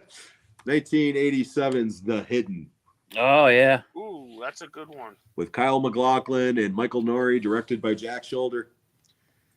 This is one of the craziest, funnest times I can remember in a movie theater the first time I saw this movie because I didn't know anything about it. Nothing. Went in completely blind. As a matter of fact, me and my ex, we were dating at the time. We went to go see another movie that was sold out. And this was the only other thing playing at the time. So we were like, what the hell? And I was blown away from the opening scene of this movie. It is just so much fun. And anybody who is ever a fan of Jason Goes to Hell, The Final Friday, which to me is an abomination, that movie is a direct ripoff of The Hidden. Yep. Oh, wow. Okay. Have you ever seen either of them, Kenny?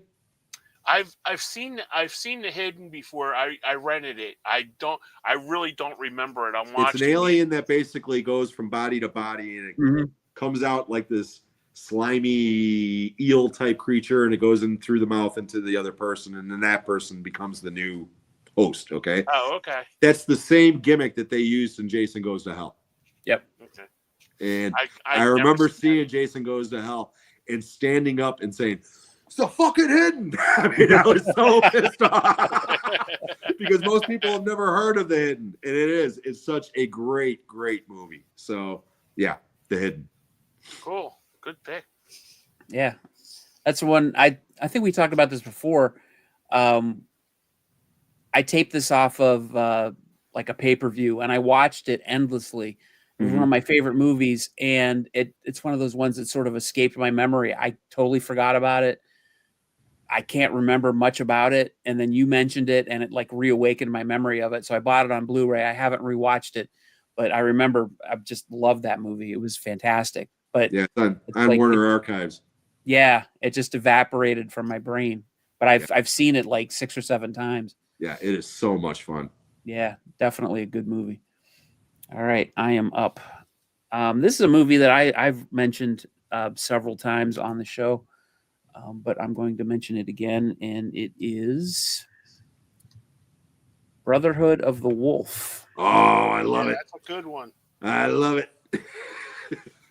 Yeah, it's an action movie. It is a horror movie. It is a weird romance movie. It is an adventure movie. It is a political movie. You put it in the blender and it's really It's a fucked French up. movie. It's Yeah. I screwed up. described it on my channel as you could call it a martial arts movie, you could call it a horror movie, you could call it a romance movie, you could call it a period piece, you could call it a drama, you could call it a comedy, but yet it's none of those things. It's all of those things thrown in a blender and hit frappe. I remember we rented this at Blockbuster and then getting it home and it was in French. I'm like, Yep. Yeah. And and we didn't know anything of it because it just like was new. And remember Blockbuster? They used to have like the TVs going on, like new out this month, Yep. and they just had that, and it was like my brother goes, "The hell are we watching a French movie for?" Mhm. And Because then we it's watched it. It was like it was awesome. Mark Dacascos is friggin' great. Yes. in that movie, man. There is a very underrated actor. Yes. That does like a lot of B movies. You Mhm. guys might know him, like the audience out there might know him from The Iron Chef. He does. Yeah. He was the actor on The Iron Chef. Mhm. John Wick 3. He's Yeah. the Okay, sushi, John. he's, Yeah, okay. He's the sushi chef. But and man, he the did a fanboy. lot of good stuff. Yeah, he's the fanboy in John Wick, who basically sits on his lap and says, "Is that the dog? I'm a cat person myself." Yeah, this is a movie that it played at my theater in 2001, and we got it, and I was like, "What is this? Brotherhood of the Wolf?" And we got a whole bunch of these programs that are about, I don't know, like 2 feet long and a foot high. They were glossy, and they were in envelopes, and they had almost like onion skin envelopes, and it said Brotherhood of the Wolf on them. Wow. And so I kept one. I gave one away on my old YouTube channel. I think I gave 2 of them away. I still have one somewhere. I have to dig it out. But it has all these glossy behind the scenes pictures and stuff from it. And I started looking at this book in the office, and I'm like, this looks really awesome. What is this? So I put the film together and I watched it on Thursday night. I'm like, this is fantastic. I'm going to spread the word about this movie as much as I possibly can, because I know nobody is going to try and see this movie or know what it is. Right. And especially the fact that it's a French movie. Right. So I've been trying to spread the word about this movie as much as I possibly can since then. It recently came out on 4K from Scream Factory. Yeah. And just absolutely, if you can get a chance to see this movie, it's long, but it's worth it. It's totally awesome. But It's yeah, long, but it's never boring. no, it never moves. gets boring. I mean, that movie for like a 2.5 hour movie, it moves. No, it's never boring. There's never a boring part in it. And that, like you said, it is all of those things, and it does all of those things well. Mm-hmm. but it never like drags at any point. No. There's not a boring part in it. It just keeps you involved to the whole thing. So yeah, highly recommend Brotherhood of the Wolf. It also has one of my favorite visual transitions ever. Oh yeah. This will show you how much of a pig I am. The main character's in the brothel, and he sees Monica Bellucci, who is absolutely breathtakingly beautiful. Yes. But she's laying on her back with those two huge breasts and perfect silhouette, and suddenly it transitions to two mountains. Oh yes, yes. Every time I see that scene, I laugh my ass off. Yes, it does definitely have a sense of humor about Yes. Great it. pick, It Sean. definitely does. Yes. All right. Next up for me is one that I think everybody in the country has seen. 1986 movie called Highlander. There could be only one. I love it. Great movie. Yep. I just love it. Clancy Brown. Yes. Yes. So phenomenal in that movie. And, Hello, pretty. I've a lot of people don't like Lambert. I love Lambert. There's like people out there that like don't like him, but he made some pretty good. I liked Fortress. Fortress is a cool movie. That's a really good one. Greystoke's a good movie. Night Moves. I think Mhm. Night was it Night Moves or Night Game? I always get that confused. I actually went to see that, and I was like only 3 people in the movies to see that movie. What is it called? Night something. With People Lambert. bitch about Lambert, yeah. Lambert because he's French playing a Scottish guy, Mhm. and it's like that's no more ridiculous than a Scottish guy playing an Egyptian Spanish guy. Yeah. 'Cause that's who Sean Connery's playing. Right. You know, he's Victor Mendoza, whatever the hell his name is, Sanchez, whatever. But those two are awesome in that movie. Yeah, I really enjoyed that because I remember, and then Sean told me about it. It was I think it was at Best Buy. It was like, what was it, $10, Sean? The steelbook for it. For Highlander? Yeah, Yeah, the 4K. yeah, Yeah, it was $12 on Amazon. yeah. Because I got it. Got Night Moves, 1992. Okay. With Lambert. But Highlander's my pick. Like I said, Yeah. everybody. Like I said, Clancy Brown, man. I mean, the Kurgan is one of the best villains from the 80s. Yep. You know, they could have made the whole damn movie about him. Yeah, Texas. absolutely. Texas Kurgan- just said he was married to Diane Lane, so Yeah. he's doing good. Yeah. Diane Lane was definitely a big crush of mine, no doubt about Oh, yeah. it. I Okay, didn't know I'm that. up. You're up, dude. Okay, I am going with the newest one on my list by far. This movie's only a couple of years old, and it is Sisu. Oh yeah. Whoa, was that good? Oh, it's fantastic. Oh, okay. This was my favorite movie of the year.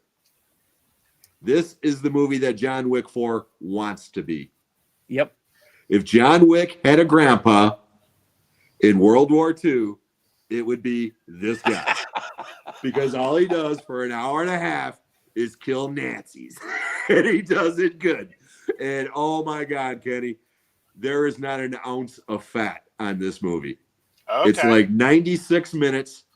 And for 94 of those minutes, he's killing Nazis. And I mean, in gloriously disgusting ways. I mean, the trailer only gives you a hint of what this guy does. It's an hour and a half of pure carnage, and it is so much fun. I mean, Sean, that's still on my list for Mr. Alf. Is it? Yeah. yeah, like I said, Oh. Sisu, without a doubt. You know, when I went and saw John Wick 4 at the theater, they ran the trailer for this, and I had never heard of it, and was like, "What the hell is this?" And there's one scene in the trailer. I'm not giving anything away, where you see a cloud of dust, and out of the dust comes this landmine, hits a soldier in the head and just obliterates him. Okay, and I was like, oh, I've got to see this movie. Okay, Yep. and it came and went in a heartbeat theatrically, but on Blu-ray, I bought this day one as a blind buy. Yep. And I've watched this movie at least 20 times. It is just, it never gets old. It is so much fun. It's fantastic. I totally second that one. Yep. I lucked into that one because I went to, I think I mentioned this on the show before. I went to a Regal Mystery Movie Monday and they showed it. That's how I saw it. And Nice. I was hoping that it was going to be the pick, but I didn't know for sure. And it happened to be that the pick that night. And I'm like, yes, I'm so glad that this is the movie. And some people walked out of it. I wish I could have Really? seen this theatrically with a crowd, because this movie demands a crowd. I mean, it's awesome. so much fun. Yeah, it was too much for some people, but the people that stayed, they applauded at the end. It was amazing. Oh, I applauded while I watched it Home Alone. I was just like, this is awesome. I mean, it is just so good. Yeah, I just love it. ordered it on Blu-ray. Thank you. You will love it, Kenny. I guarantee you will love it. Yeah, I got the 4K. I wanted to see the blood. I want to see pieces of. Oh, you can't. You won't see it on the Blu-ray if I get the Blu-ray. Oh, you'll be fine. Trust me. Oh, Fine. I got it on Blu-ray. I was sitting there in the theater and I'm like, this is a day one purchase. Yeah. I have got to get this day one. This is amazing. Yeah, it is. This movie doesn't turn around and suck at the end. I'm buying it as soon as I walk out of here. And it didn't, and I did. And I got It's got a perfect ending. I mean, the ending is perfect. The ending is fantastic. It's just so good. Yeah. It's a perfect movie. Fantastic pick. And I am disappointed in myself that I did not pick I might have, after I get done watching it, I have to do a video on that then, because I just literally ordered it now as we were talking. You're gonna love it, Kenny. You're gonna love it. I have yet to meet anybody who. My 83-year-old mother loves that movie. Oh, I mean, God. it is. It's just so much fun. It's a real crowd pleaser, huh? It is. Unless you're a Nazi sympathizer, you'll love it. Because like I said, all he does is just kill Nazis left and right, man. I love the quote on this poster because that's exactly what it is. Yep. Glorious carnage. Yep. Absolutely. Vengeance is golden. Yep. Oh, yep. great. That is the awesome. best possible way to describe that movie. Glorious carnage. Absolutely. And I love this too. If you look at it wrong, it looks like he's wearing a hat, but that's actually a knife. That's his big ass knife. Yeah. That is. You will see how a man can breathe underwater. Yeah. That is the pick of the night. Yeah. If you've been watching the clips on this trailer, it's only hints at what you'll see. Oh my God, it's a great movie. That's the pick of the night. That's the pick of the night right there. I feel that makes you win the internet. Fills me with joy. That's okay. I got a couple more still. Okay. Looking forward to it. Well, I got one that competes with this next. Oh, geez. Yeah, I do. Not as bloody, but okay. Go ahead, Sean. You're up. All right, and I got to follow that. I'm gonna follow that up with 13 Assassins, which is by Takeshi Miyake. I think is how you pronounce his name. I probably mangled it, but this is a movie I haven't seen in a while, and I can't remember a lot of the plot. I just remember that the build up to this, it builds up to one of the greatest action scenes that I've ever seen in a martial arts film. I don't remember much of the plot. The plot summary here is a group of assassins come together for a suicide mission to kill an evil lord. I literally don't remember much of the plot. All I remember is the builds up to this big action scene at the end that is phenomenal. That's all I remember about it. And it's stuck with me. Damn, you're all striking gold tonight. Thanks. Thank you, Texas. This is a great movie, and I have got to rewatch it. But as soon as I thought about this topic, underrated action movies, this is the first film that popped into my head. And Yeah, I'd never heard of this one. Yeah, It- I was writing it down too. yeah, it's a movie that stuck with me, and I've seen it. It's been 14 years since I've seen it, and it's stuck with me. I traded the copy in, and then I rebought it, and I still need to watch it. It is a long movie. It is well worth it. But if you see the clips on this, Yeah, it looks good. yeah, it's fantastic. I've got to rewatch it. I'm going to rewatch it. I'm taking a long Christmas vacation this year. I took like 2 weeks off for Christmas, so Oh, good for you, yeah. So I'm gonna watch this one again, guaranteed. This is a Jim. fantastic It's movie. on Tubi, dude. Oh, it's on Tubi. Yes, Oh, It's Takashi on- Miike did this one. Okay. it's on Hulu, Plex, Tubi, Prime, Roku Tubi Tubi. Channel, Prime. Yeah. Yeah. Nice. So All you right, yeah, definitely we'll can see definitely this. check into this. Yeah, I'm definitely. Yeah, I didn't checking realize that this out. was a Miike movie. Yep. Yeah, that guy, man, he's got some twisted ass movies. Yeah. Yeah, this is a fantastic movie. And like I said, I don't will remember any of the plot details. All I remember is the end of this movie is fan-fucking-tastic. Cool. So- I will definitely check into that. Cool. My next one up is another one that's is widely known. 1976 movie Outlaw Josie Wales. Oh yeah. Oh, yeah. Absolutely love it, and I was inspired to put it on the list thanks to Jim's Clint Eastwood. If you haven't seen Jim's video, go to Jim's. Not right now. Not now. Go to Jim's movie collection for his video on Thank you. Clint Eastwood, and because my favorite Clint Eastwood wasn't on his list, but Jim said it was a honorable mention. Space Cowboys. I love Space Cowboys. Oh, Yeah, that's a great fun. movie. The movie's fun. Yeah. So, but Outlaw Josie Wales, I love this movie. I remember seeing it with my uncle, and man, he's still a big Clint guy because I was telling him about Fossum, how they have like cool. If Mike's still here, they still have Rawhide and Wanted Dead or Alive with Steve McQueen episodes on Fossum. So my uncle was like, yeah. He goes, Outlaw Josie Wales was on that. He goes, kid, remember when we watched that? I was like, yep, I'm putting it on my list. So I got to check. I picked up a bunch of Clint Eastwood movies recently, and I don't know if I have that one or not. that's a really good one. That's the first Clint Eastwood movie I ever saw. Is that right? Yeah, I was 9 years old when that movie came out. I saw it theatrically with my family. And wow. outside of Good, the Bad, and the Ugly, it's my favorite Western of all time. It's just that one or The Magnificent Seven, because I also love that movie as well. But it's my second favorite Clint Eastwood movie for sure, behind Good, Bad, and the Ugly. And when I became older one time, I invited a bunch of friends over, and they weren't necessarily into Westerns. But I decided to make a party game out of it. I said, every time he spits, take a drink.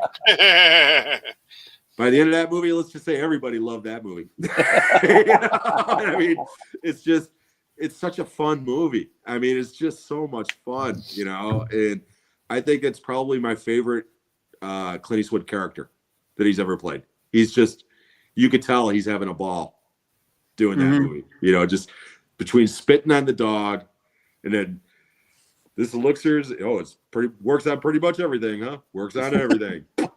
How's it on stains? I mean, it's so good. Yeah, that I really love that. Great picture. I only have it on DVD because I got it in that box set of like 30 Clint movies. Yeah. So, but that's good. That's good enough for me as long as I have the movie. Yeah, I got it on Blu-ray as a combo pack with Unforgiven. And, okay. And both of those movies are, masterpieces. Yeah. Oh, Yeah. Unforgiven's just beautiful Fantastic. to watch. It's a masterpiece. It really is. Yep. Okay. Sticking with that Sisu sense of absolute batshit craziness. Okay. This might be the craziest movie out of the lot. Okay. And it's from 2000. Let me get the year here. 2006, I believe. Yes. Shoot 'em up. Ah, okay. with The good Clive one. Owen and Paul Giamatti and Monica Bellucci again. Another And Monica Bellucci movie.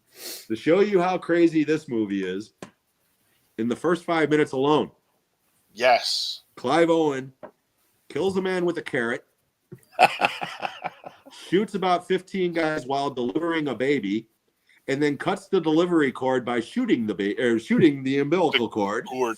and then says, "Hey, shut that kid up." Tears off the pregnant woman's blouse and shoves the baby on her tit. This is all in the first 5 minutes. And let's say that's probably the most grounded in reality that movie gets, because from that point on, it's literally a cartoon. But oh And my Paul God. Giamatti is great in this movie too. Paul Giamatti, you can Yeah. tell he's having a ball in this movie. He is so over. He's the most over the top villain since John Lithgow and Cliffhanger. Oh Yeah, wow. Okay, yeah. I mean, or John Lithgow and Ricochet. Okay, I Have mean you he's seen on. this, Sean? Huh? What's that? No, I was just Sean. Did you see this movie? I have seen it. Yeah. Oh, okay. It's insane. I mean, it is absolute. It is absolutely ridiculous. I mean, with it just gets more and more ridiculous as it goes. But Clive Owen plays it straight. I mean, he never breaks that straight character the whole time, and that's what makes it so much fun. Yeah. And Paul Giamatti, like I said, he is just so over the top as the villain in that movie. That's a great pick. I love it. I absolutely love Shoot 'em Up. And again, it's one of those movies. Either you'll love it or you hate it. But if you check your brain at the door and you're in the right state of mind, Shoot 'em Up is like one of the best movies ever. It really is. Yeah, I saw it. I don't think I was in the mood for it when I saw it. Yeah. So it didn't hit me the right way. So I didn't discount it or dismiss it. It just didn't hit me the right way. And I was just like, I'm probably not in the right mood for this, but I definitely see where you're coming from on this one. Yeah. I always put this one in the same league as Crank. Yeah. Okay. They're very similar in tone. I mean, the stories are different, but they're very similar in tone. Where it's like, if you even thought for a moment logically about the plot, it falls apart. Yeah. But if you just check your brain and go with it and think of it as like a human cartoon, it's a lot of fun. And Statham plays it just like Clive Owen. He plays it straight. Yeah. You know? Yeah. As a matter of fact, Shoot 'em Up and Crank make a really good double feature. If you're into that'd be awesome. So yeah, this one I need to rewatch. I don't think I did own a copy on DVD. I don't think I have it anymore. But yeah, it's definitely a cartoon violence movie. Absolutely. Yeah, good pick. Thank you. All right, I am up, and my next pick is Three Kings. Oh, I love it. Good one. I love it. With George Clooney, Mark Wahlberg, and Ice Cube. Spike Jonze. Yeah, Spike Jonze. He's awesome. Yeah, this is of course takes place in the Gulf War. These soldiers go out to steal some gold, and it's got some of the craziest shots in it. Just weird, like you see the damage that a bullet does internally. Yeah. Some weird kind of what's that? The sepsis. When the bullet goes in and he's like, and then the sepsis just comes in behind it. And, it just some weird shots and just different perspective on your typical war movie action scenes and stuff. But this is the first movie that I ever owned on DVD. Oh wow, really? Yeah. So when DVD became a thing, I went out and I got a PlayStation 2, and the first DVD I bought was Three Kings. So, but it's a satire, it's a comedy. It kind of pokes fun at the whole, how serious the war was, but there's some good action in it. But I never hear anybody talk about this movie ever. Yeah, it's been kind of forgotten, unfortunately. Yeah. I just watched it again. Oh, really? A week ago. Yeah, I watched it on a double feature with Kelly's Heroes. Oh, wow. That's a good one. Because Kelly's Heroes is similar. Yeah, it's like a heist movie. It's a heist movie. Yeah. Yeah. And I was just in a mood to watch, a couple of Army heist movies. And yeah, they made a great double feature. That's a great double feature. Yeah. So yeah, I was thinking of this, and I when I was managing my theater, the first movie poster I hung up was Three Kings in my office. So it was a little closer because I was managing that theater in 2001, so I was a lot closer to that movie than I am now, obviously. But this one amazingly due for a rewatch. I'm way overdue for a rewatch. Texas says he Nice. saw it at the drive-in with Deep Yeah. Blue Sea. Wow. That'd be a good double feature. You had the poster on the wall. I didn't know you were such a big Marky Mark fan. You I thought you were a metal guy. He felt know what's funny? vibration. know what's funny?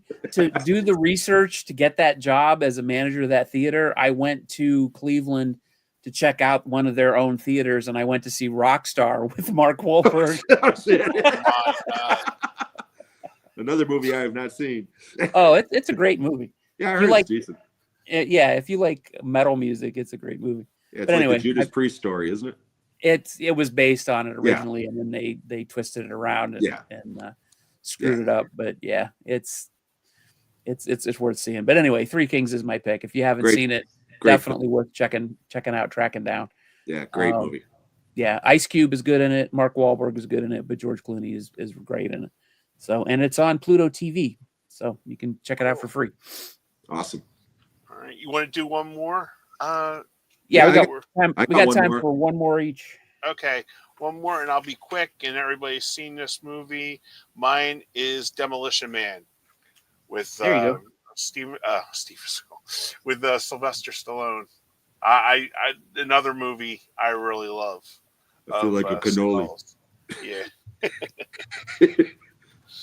and Taco it was Bell. and it was the first time I fell in my Oh. scene and fell in love with Sandra Bullock. There it comes. Yep. I was waiting. Yep. So I remember, and my brother still brings this up to me. He goes, "That's when you fell in love with Sandra," and I was like, I just remember poking my brother in the theater when we watched it and go, "Who is that girl?" And I was like, "Man, unbelievable!" And Yeah. and the action was really good too. Snipes was great. But I was just like, you see somebody and you're like so taken by, like that presence, and it was Sandra for me. So But can you tell me what the 3 seashells were for? I was just about to say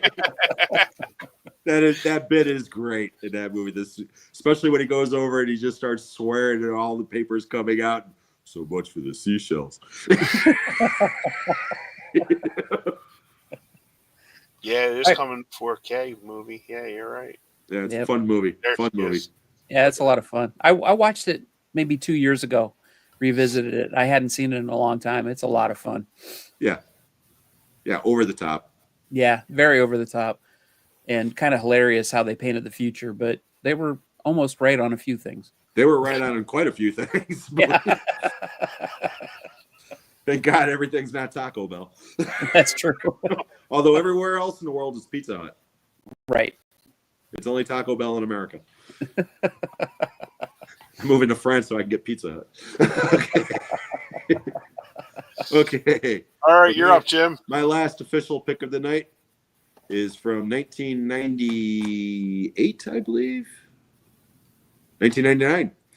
Another one that is not available on Blu-ray from director John McTiernan, The 13th Warrior, with Antonio yeah, Banderas Yes. and Omar Sharif. Mhm. My mother just watched this last night, as a matter of fact. Based on a novel by Michael Crichton, Eaters of the Dead. Yep. It was a huge flop because it cost like $180 million to make, and it made about $12 million. I mean, it was a huge flop. And it's not a perfect movie. It is kind of disjointed, but there's some really, really cool sequences in this movie. And there's one sequence in particular. It's got nothing to do with action, but I think it's like one of the coolest scenes I've ever seen in a movie, where he's from the Middle East and he's stuck with these Vikings. So they speak totally different languages. They don't understand each other, but he's spending more and more time with them, and eventually he starts to learn their language. And the way that it's done in the movie, you hear foreign language and then one word, and then foreign language and then one word, and then it's a zoom in of his face, and then it zooms out, and suddenly he can understand everything they're saying. Mm. Oh, wow. And the way that it's done visually, you can tell exactly what's happening, and it's brilliant. I mean, it's just brilliant. I'm not describing it correctly. It's just an incredible sequence in the movie. But this is a movie that doesn't get enough attention because, like I said, it's not a perfect movie, but it's a fun movie, and it's got a lot of great action scenes in it. So, 13th Warrior. Good pick, Jim. It's been a long time since I've seen it. I definitely do for a rewatch. It's hard to find. It's hard to find. It is not available on Blue. I found that DVD at the Goodwill. Oh, wow. Yeah. Yeah, I bought it when it came out on DVD. I own it. I don't know where it's at, but it's around here somewhere. All right, Sean. All right. My last official pick is from 2018. It's called Upgrade. Oh, I just watched this. Did you? Yes. Did you like it? I love yes.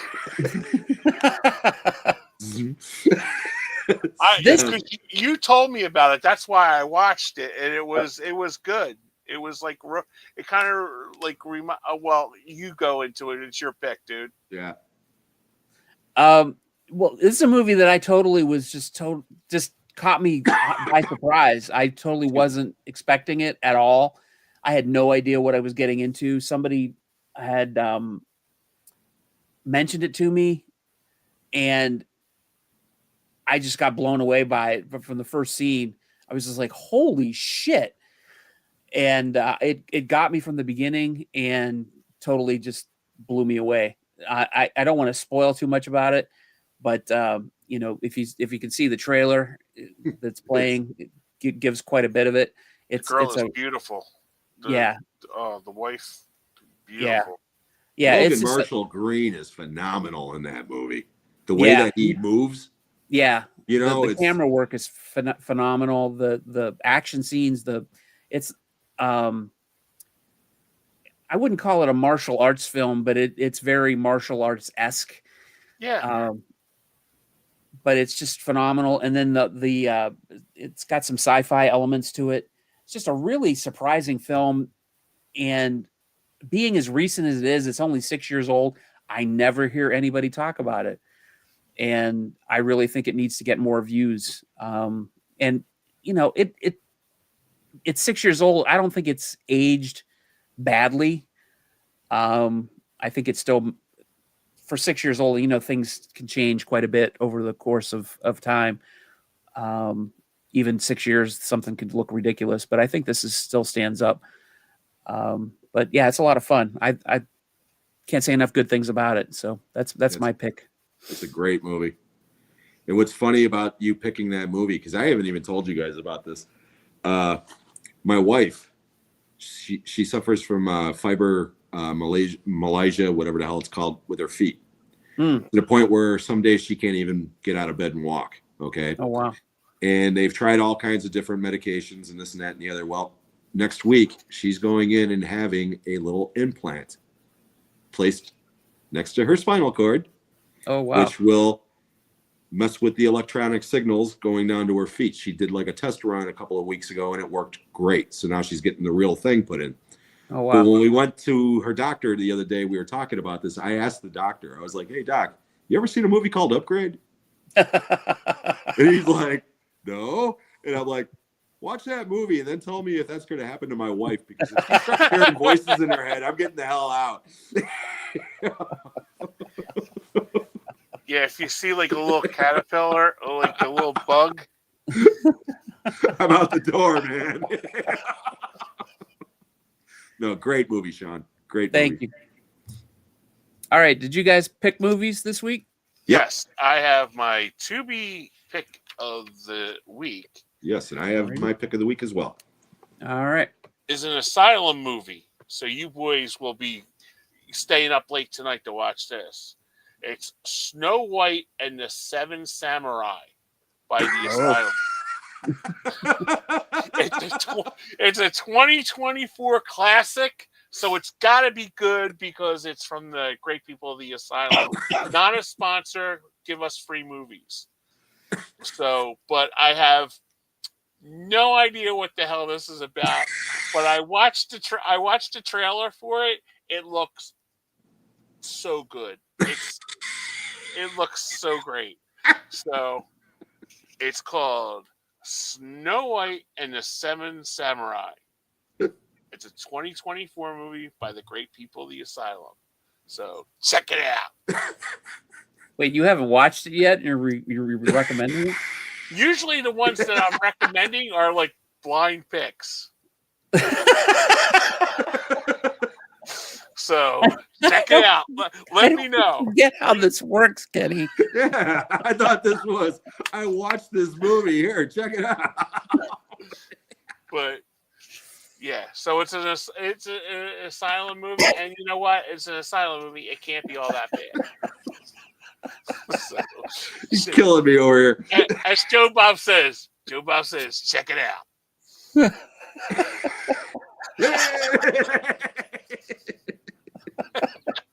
Hey, I got fireworks. That's right. All right. Okay, unlike Kenny, I've actually seen my recommendation. This is one of my absolute favorite movies from the 70s, and hardly anybody ever talks about it anymore. It is called Capricorn 1. Oh, yeah. Good one. Written and directed by Peter Hyams and stars Elliot Gould, James Brolin, Sam Waterston, O.J. Simpson, Hal Holbrook, Telly Savalas. The list goes on and on and on. The gist of this movie is we are getting ready to send our first astronaut crew to Mars, and they are literally seconds away from blasting off when the capsule opens and the government guy comes in and says, "Gentlemen, you need to come with me immediately. No questions, no questions." They get out. The rocket goes off, and they are met with somebody at NASA who says, "Hey, if you guys were on that spaceship, you wouldn't have lived. You were going to die. And we couldn't cancel it because if we do, we'll never get another shot at this." And they talk these guys into staging a Mars landing. And let's just say that things don't go according to plan. This is one of those great conspiracy thrillers from the 70s. Even though O.J. Simpson's in it, don't let that throw you. He's actually pretty good in it. And like I said, this is one of my absolute favorite movies from the 70s.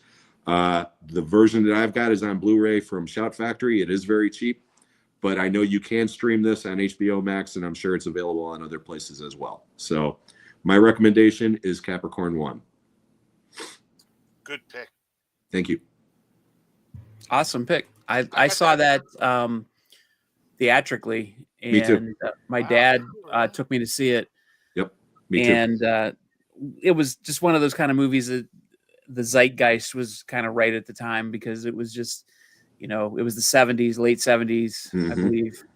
Was that 78? 78. Yeah, that came out, and we're just like, could that really have happened? Yeah, excellent movie. Yeah, Good pick. it's a solid movie. All right, my pick is in keeping with the theme of the show. I picked The Sword of Doom, which is a Criterion Collection film. It's a movie that I wasn't planning on buying or wasn't even planning on seeing. But this guy, when I was in there I was in Barnes and Noble for a Criterion Collection 50% off sale, and this guy just randomly recommended it to me, and he's like, check this out. And I saw Toshiro Mifune's name on it, so I figured, all right, I'll check it out. And the plot description was a swordsman who kills without remorse or mercy leads a life that ultimately turns to madness. And it's an action movie, but it's really kind of a character study about this guy who just continues killing people, and he's haunted by the deaths of the people he kills and stuff. I really don't want to give away the plot, but it's really, really good. It was supposed to be the beginning of a trilogy, so some of it ultimately doesn't make a lot of sense, but you get enough of what you need from the movie for it to make sense and ultimately be a great movie. When I reviewed it on my channel or on my website, I gave it an 8 out of 10. But it's not a movie I would have sought out on my own, but I'm glad I listened to some random guy in the store because it's just something that I wouldn't have I've bothered getting on my own. So it's really, really good. It is the swordsman is played by, I'm going to mangle this guy's name, Tatsuya Nakadai. And I don't know. I really enjoyed it. So that's my pick for this week. Nice. Another one I haven't seen. Yeah, definitely check it out. If you, I don't know if that is, let me see if it's streaming anywhere. Probably not since it's Criterion. But Somebody killed Kenny. And Kenny is the Invisible Man. You shot the Invisible Swordsman. It's on Prime Video, but you have to rent it. But oh look, it's Kenny. Kenny's back. And now we're flying around. Sorry, there was somebody banging at my back door. Oh, okay. And I'm like, Kenny Ben. it's 9 o'clock at night. I'm like, who the hell is that? So he was looking for the house next door. And I'm like, because it's like you were talking about it, and I'm like, the hell was that banging? I got nothing on, like the dryer or anything.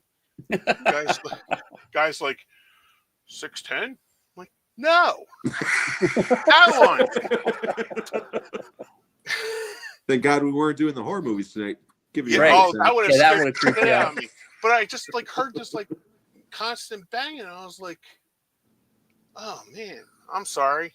Oh my God, they've come to get me. Yeah. And it was towards the end of the show too, and it's like I'm like looking and I'm like, what are you That's doing? what you get for recommending movies you haven't seen, Kenny. Maybe he's pissed off he watched Snow White. As always, I will put the trailers for all of these movies on the Talking Movies channel playlists. Each of us have playlists for the movies that we recommend. Although now I know Kenny doesn't watch the movies that he recommends. I don't know. I might pull them all down. Actually, I'm lying to you. I watched the first 5 minutes of it, and I'm like, it's an asylum movie. It's got to be great. But Okay. yeah, normally I do watch them, but this one I didn't. I would have forgiven you. I did have another one. You want to? The other one was. I would have forgiven you if you said you never watched The Jazz Singer. Don't get me started with The Jazz Singer. Jazz Singer is a great movie. The other one was Cobra. That was the one I was going to recommend, but I seen this and I'm like, oh no. No, stick with this one. This is more you. It's got, and Mr. Dan will probably like this because it's like kung fu and samurai stuff. And nobody's cutting pizza with scissors. Texas, thanks, Texas.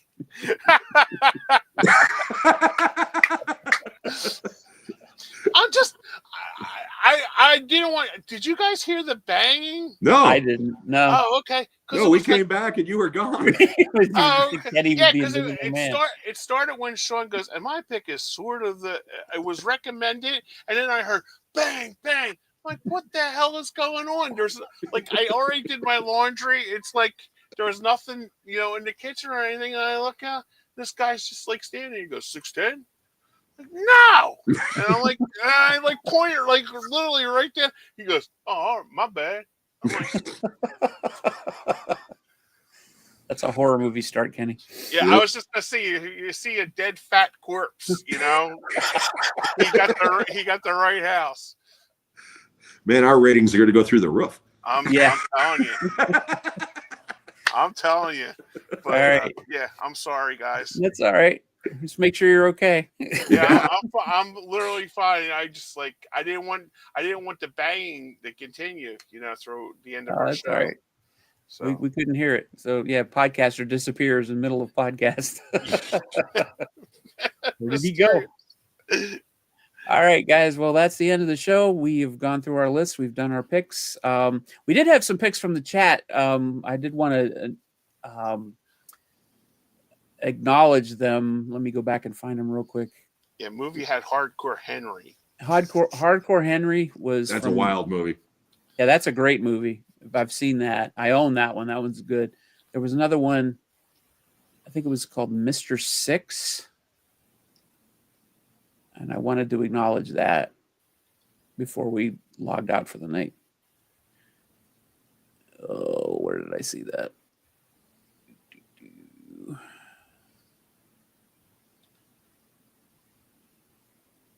A lot of love for 13th Warrior there, Jim.